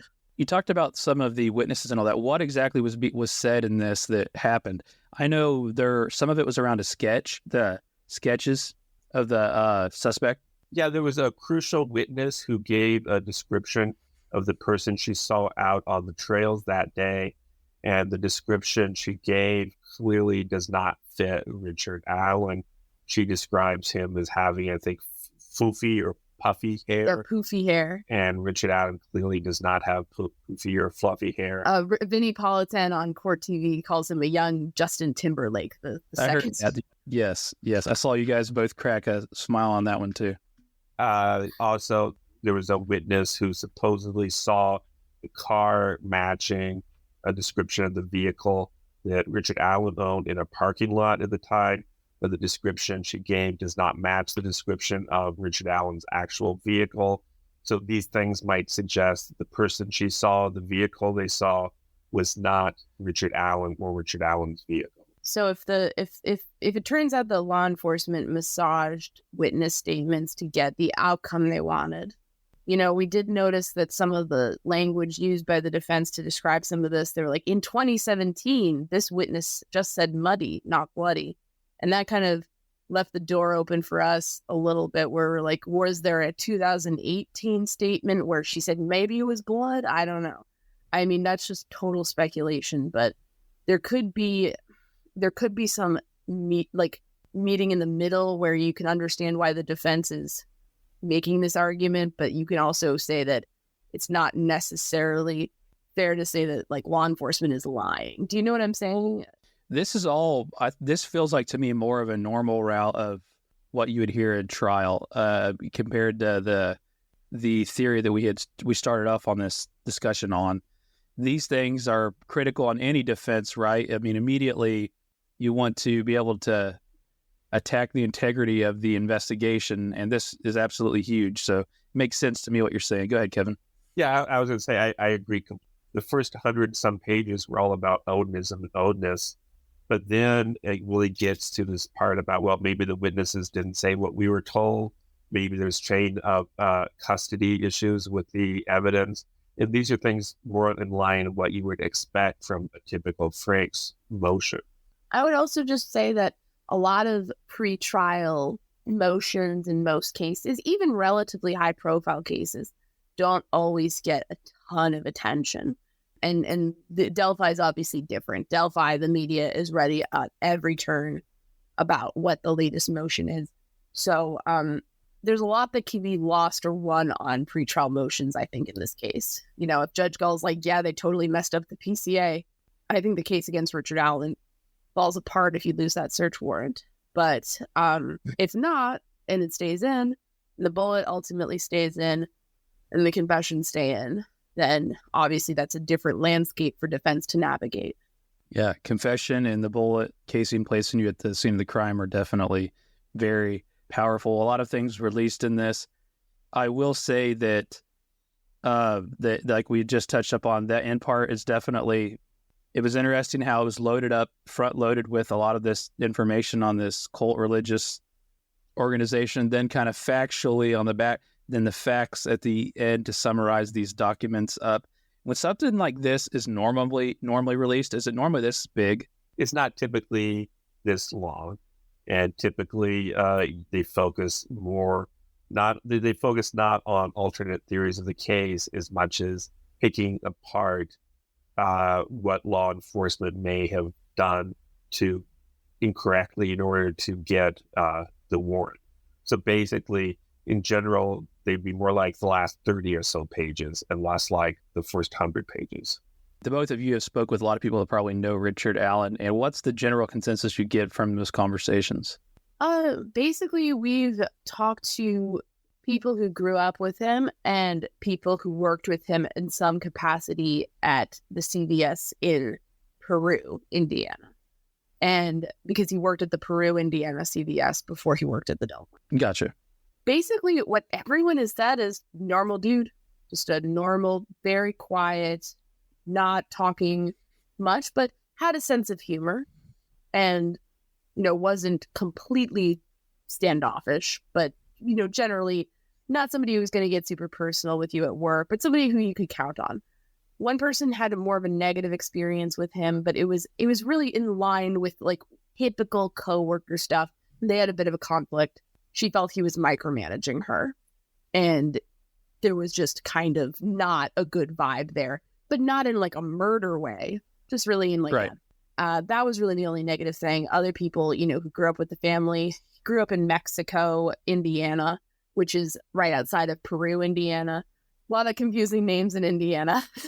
And moved to Delphi later on and had a child, had a daughter, was married for years to a woman named Kathy, who he was, with. I think they were together since high school. And, just kind of very much a guy who's under the radar. So, and that's what, people were always emailing us like, oh, find out how weird he was. And it's like, we're going to just report what people who knew him tell us. Like, we're not going to try to cherry pick to make him look sinister. If people are telling us he's a normal dude and that's what they saw, then that's what's going in the show. Sometimes when there's a murder case and somebody is arrested and convicted, and we deep dive back into their past and we hear about things, a lot of the times this seems to be the case, just a normal person. You'll have a person here or there will share some ridiculous experience they had with them or a negative one, I guess I'll say. But a lot of times it's just seemingly a normal person. I will say, like, on the spectrum of is he, sociable versus non-sociable, we have not been able to find a lot of people who knew him. And that's not the case for everybody that we've looked at on the show. But then again, I'm probably somewhat introverted. I don't think there's a lot of people who really know me.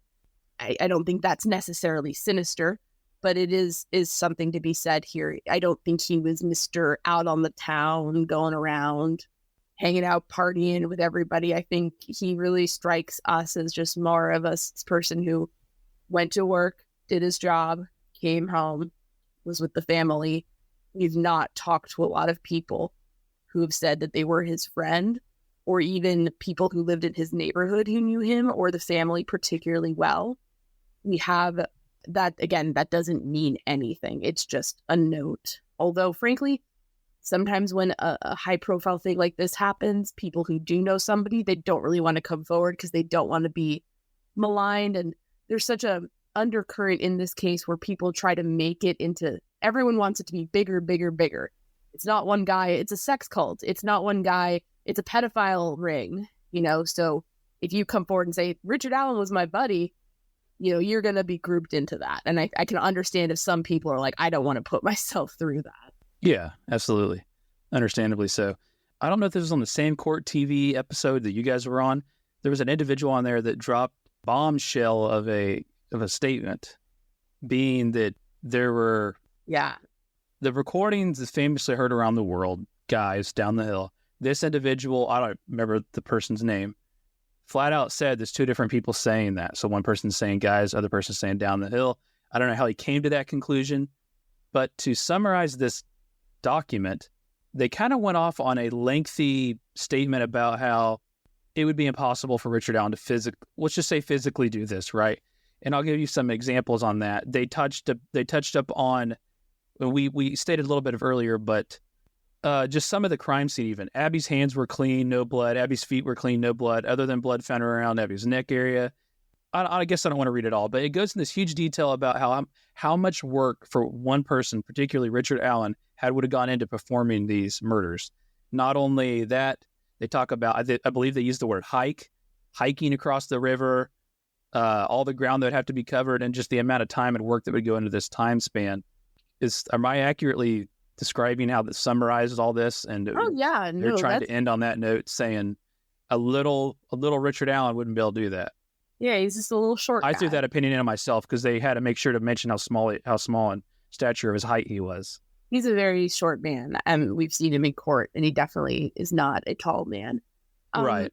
I think, to me, it's like, when people emphasize that so much, I'm kind of like, he had, if he's guilty, whoever has a gun on two teenage girls, and, I don't really know how much height matters at that point, but that's just me. That person I'm not even going to say their name on this because they do not deserve any attention. I don't even know their name, if that makes you feel any better. They're not a credible person in our view. We've had dealings with them and some of the antics behind the scenes you wouldn't believe, to be frank. So I don't believe the thing. If that person says, it's raining out, I'm going to look out the window. There's so many people in this case who just getting on TV and saying whatever. So that's fun. But I would say that, I think the defense made some compelling points about how much work would have been done at the crime scene. I tended to view it like, as a writer, I feel like I could make a lot of things sound a lot more involved. Like if I was to narrate your morning, Jeff, I could write down everything in its own little paragraph. And first Jeff got some coffee, or first he turned the coffee maker on. Then he it would make it sound like you were a very busy person when maybe in reality, it's just part of your routine. You do it. That being said, it is a lot to do. He's a middle-aged man. He's not exactly in the prime of his life, physicality-wise. So I think it was a fair point for the defense to bring up. And I know it struck Kevin as wow, I think it would be hard for one person to do that. It struck me as more I think somebody can do that, but I don't know. And of course, after Allen was arrested last year in the press conference where that was announced, prosecutor Nick McClellan actually said directly that we think it's possible other people are involved in this. So when you leave that, which is why they wanted not the information to get out, right? That was basically one of the reasons they wanted this to be sealed a little bit more. Exactly. Yeah. Because they wanted, the investigation is ongoing, so we can't release this information without compromising the investigation. So we have to assume they mean what they say. And if their theory was that there was more than one person involved, there was reason to believe that. And one of the reasons to believe that, apparently, is just because of how bizarre the crime scene was and how long, and how long and the effort involved in doing all this. But that was, okay, so them describing this religious cult and all that is going into to try to make you, and the defense is doing their job. Let's just say that. I'm not knocking the defense. That is going into to convince you that these leaves, these limbs, these tree limbs, they meant something. Everything meant something. Therefore, it would make that event impossible to do in that time frame with one person. See what I'm saying? Obviously strategically done, because let's just say these were just trying to cover up somebody just tried to cover up a body real quick. That is a lot different than saying somebody's strategically trying to set up I don't remember the word, ruin or whatever we used. Yeah. But it's completely different. And you have to paint that picture for believability for the case of two people doing it. I don't say you have to, but it makes it more than likely with two people to do it if the events that took place were that much more detailed and lengthy in nature. You can interpret it in many different ways, like Anya just said, and she feels one thing, you feel the other way. But to me, they have to paint, and they went the really long way to do it. But the most important part of this document was where we're at here at the end. Why something like that would have taken that amount of time, or why would it possibly be that you could absolutely prove him guilty, right? I think all that plays into factor here as all these things were released in this document. Yeah, and I'll say that I think that it's been a very effective narrative so far, because we get a lot of messages from people who are curious about the case. And I think something about the Odinist angle has fired up a lot of people. They're stalking the Facebooks of the men who have been named as Odinists. They are engaging with it in a way. They are basically saying, I mean, we're getting emails from people who are trying to like thread the needle and say, well, could Richard Allen have been an Odinist? And it's like, okay, no, because I think the defense would be crazy to do that. If there's any like inclination that this man is an Odinist, they're not going to go with that theory. You know, they're smart. These are smart attorneys. They're not going to shoot themselves in the foot like that. And also it's also shows me that people are just kind of accepting the defense's characterization of the crime scene on face value, because it's like, okay, we have to get around this Odinist thing. How do you know? And it's like, I think that's very interesting, and it shows the power of the narrative here. Do you think the overwhelming amount of information is part of the strategy too? And I'll give you an example. Yeah, I don't want to say it's exact. This is what it reminds me of, my opinion. I used to work with this coworker, and whenever we had a project, he would go in great lengths to describe how it was impossible to do the project.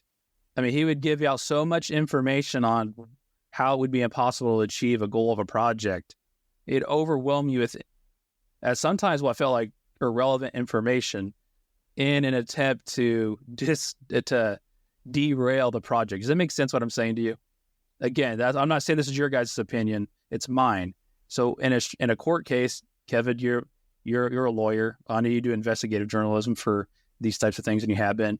Is it common to just, I'm going to throw everything at you to try to overwhelm you with the purpose of doubt or trying to raise doubt in your mind? Yeah, I'd say so. And I'd say it's often a very effective strategy, because sometimes the more information you give people, the more confused they become trying to make sense of it all. There's details in here about people allegedly confessing to their involvement. And the typical person, when they hear that somebody confessed, they assume, well, that must be an accurate confession, because why would they confess if they weren't involved in the crime? And so then people just try to make it all fit in together like some sort of jigsaw puzzle. Real life is a complicated case. It just causes confusion. And in this case, confusion helps the defense. Absolutely. Man, I know you guys don't feel, I don't want to keep you on here much longer, but just two more things. One of them being, what do you feel like this information getting out right now before trial? What are the pros and cons, to sum this up, of what it could do at this trial? I think a pro for the defense is that their narrative gets some time to take root, for lack of a better term. They get that out there. Maybe people are looking for other Odinists in the Delphi area, and they can expand that theory with the help of the public. And they're kind of putting their line in the sand of like, okay, here's what we think happened. So I think that's a positive for them. I think the negative for defense, I suppose, maybe people get used to it, and novelty is a huge thing in the Delphi case. Everybody wants something new, so but I think it's an interesting enough theory that it's not going to be boring. So I don't know how much that a negative would be. What do you think about for the prosecution, Kevin? I think for the prosecution, the biggest negative impact is that this document, if you take it seriously, it strongly suggests that the investigation was fatally flawed, and that the investigators made some serious errors. And if that idea gets into the bloodstream, people are going to assume, even when they hear compelling information from the prosecution, well, maybe they're not telling us the whole story, or maybe this is just another one of their mistakes. And that is something the prosecution has to deal with. They're going to have to come out and defend the integrity of their investigation and the integrity of the men who led it. I'm going to say the flip side for the pro for the prosecution is that if they're able to debunk some of this publicly in a filing before trial and maybe indicate areas where the defense overstepped with their statements, I think that's a ding to the defense's credibility, frankly. Or you might get into a situation where it's sort of a gray area where both sides are saying they're the liar. And as the public, you have to be like, okay, like, I don't know who's telling the truth. So that's kind of, I think, where it stands. Yeah, with the whole purpose to be to really question this investigation, which has been scrutinized by yourselves, by others, by the world in great detail. And this would be, like, for example, we didn't get into it, we won't, but the description on how the tree limbs were cut and how the tree limbs weren't collected. All of this information being released with the intent of really making you question I don't even want to say integrity. I just want to say, I guess, how much you could truly rely on the skill set of the people that perform this investigation, not even negatively, maybe just like purposely doing it, right? Just more or less how professionally there were gaps and opportunities. So I think the intent obviously is to try to highlight that. Last question for you. You guys stick to a pretty tight script on your podcast. You stick to a pretty tight script on Court TV. I want to take this opportunity here for you to share any other feelings or thoughts you have on the case. And I'll start out. For me, it's kind of like sad because the further we get into this, and it's just going to get worse, the further we get away, the more we dive into these details, the further we get away from the victims, the true victims of the case. That's my thoughts, just to summarize. When I look at all this information in front of me, we start to victimize Richard Allen. We start bringing all these other people. You talked about these names that released. You just start watering it down more and more people get impacted, and it just take it away from the original victims of this gruesome crime. Very well said. I feel like there's a movie that always comes to mind for me with this case, and the movie subject is not about a murder or anything like that, but I just think the environment around this case reminds me a lot. And I'm not going to do any spoilers, but people should watch it. It's a Billy Wilder directed film. It's called Ace in the Hole, and it's about a newspaper man who's very jaded, very cynical, and he happens upon a story where a man is trapped in a cave, and it's about the media circus that ensues. And it is, to me, I watched it and felt like so dead inside because I was like, yeah, nothing has changed. It's the most kind of disturbingly accurate portrait of what could happen in a media circus. And unfortunately, I think a lot of things going on with Delphi, they're hallmarks of that film. So I would recommend for all your listeners to check it out. But as far as my own feelings about all this, without going off the deep end and going unhinged, excuse me, which I'm sure a lot of people want us to do, but it wasn't my intent. I just literally, you guys stick to a really tight script. You don't share your opinion, which is fine. Okay, you do a little bit, but that's not the intent of your platform. My platform here, I'm giving you a few minutes, not to do something you're uncomfortable with or to try to put you on the spot, but to give you a few minutes to do something that you wouldn't necessarily take the time to do on television or on your steam pressure release. I would say for me, people just need to stop being weather vanes on it.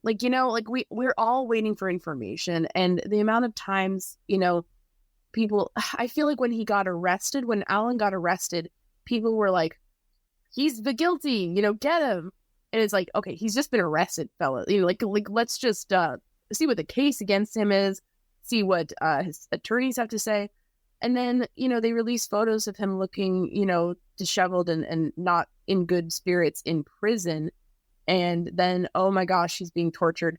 And then it goes back to, oh, well, he confessed. He must be guilty. And it's like, I just feel like this roller coaster is just so exhausting. And I just feel like the public, I'd love to see more people just saying, okay, let's take in all this information and assess it and think about it. And there's no rush to have a hard opinion on anything in this case either way. It's ultimately going to come down to the jury, and that's what's important. But I just feel like there's almost like a kind of a impulse to kind of everyone be a take factory on social media. And I kind of just feel like there's no ultimate point in that. And there's certainly no point, if the prosecution's slinging stuff at the defense, I think we need to wait till the defense responds before we make up our minds. And same with vice versa. So I think that's where I am. I think the rush to judgment can be somewhat problematic at times. Do you have any? I just went off in front of Jeff, and now you have to do one too. Yeah, it's very striking. People like immediate gratification. They want immediate answers.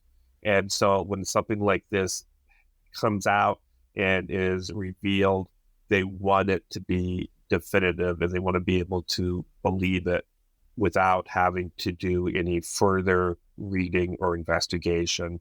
And unfortunately, it's a boring thing to say. It's a dull thing to say.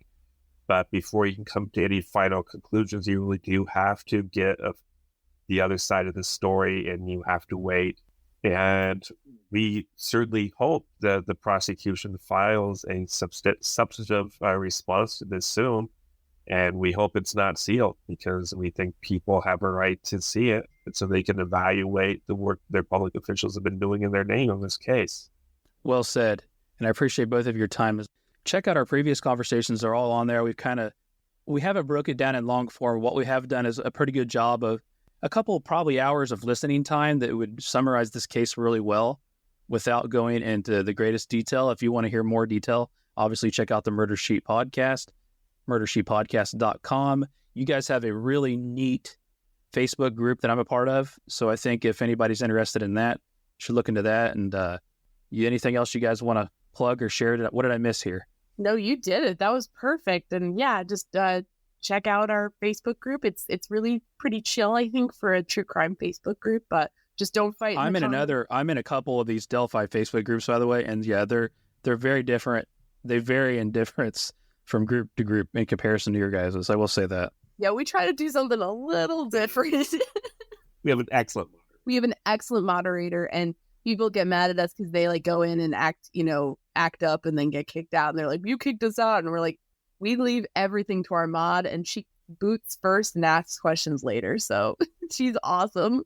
Yeah, you got to nip the bud early, I guess, and get ahead of it. And I will say again, thank you guys for the manner you've handled this, the integrity you've put into this, and the way you conduct yourselves all the time on your podcast, on television, on social media, as you've had your, let's just say, arguments with different true crime podcasters throughout the years. You guys have always handled it really well in comparison to the way they handled it, but you guys have taken the higher route. And I mean, I guess you've just, when to pick your battles. And I really appreciate the professionalism that you guys put behind your work. We so appreciate that. That's very Thank you, Jeff. I used to joke to Kevin, that cheesy Imagine Dragons song that comes on, Everyone Wants to Be My Enemy. There was a certain period in time where I was Kevin, like, we should make this our theme song. Yeah. No, I mean, it's we just try to, we don't try to start drama, but sometimes it happens and you just got to deal with it. But I would say a lot of people we've been able to meet, like yourself, and just a community of people who really, I feel like, care about covering crime in a responsible and thoughtful manner. And we just have been very gratified to meet kindred spirits like yourself. Kevin, you want to leave us with a really impactful stoic quote? I'm just kidding, man. I won't put you on the spot like that. You're sick. You both are sick, and I appreciate you taking the time to do this. Check out the Murder Sheet podcast and back episodes of this podcast. Thank you both, and I hope you have a great rest of the day. You too, Jeff. Thank you for listening to this episode of Indiana Stories. If you like what you heard, you can go to indianastories.com for more episodes and other stories related to Indiana. Also, if you're enjoying this podcast, there's several things you can follow: the podcast itself, the newsletter, and various other things. Thanks again for listening, and we will be back with another episode, and I hope you join us for another Indiana story. Thanks again for listening to True Crime by Indie Drop-In Network. If you would like to nominate a true crime podcast to be featured, just send me a tweet at Indie Drop-In. I'd also love to hear if one of our featured podcasts is now your favorite show. Indie Drop-In survives off ad revenue and listener donations. If you would like to contribute, please consider buying me a coffee. You can go to buymeacoffee.com/Indie Drop-In. If you look at the very bottom of the episode description, I put a link in there to make it really easy. Indie Drop-In has many other shows that you also might like. Just go to indiedropin.com. All right, see you next week.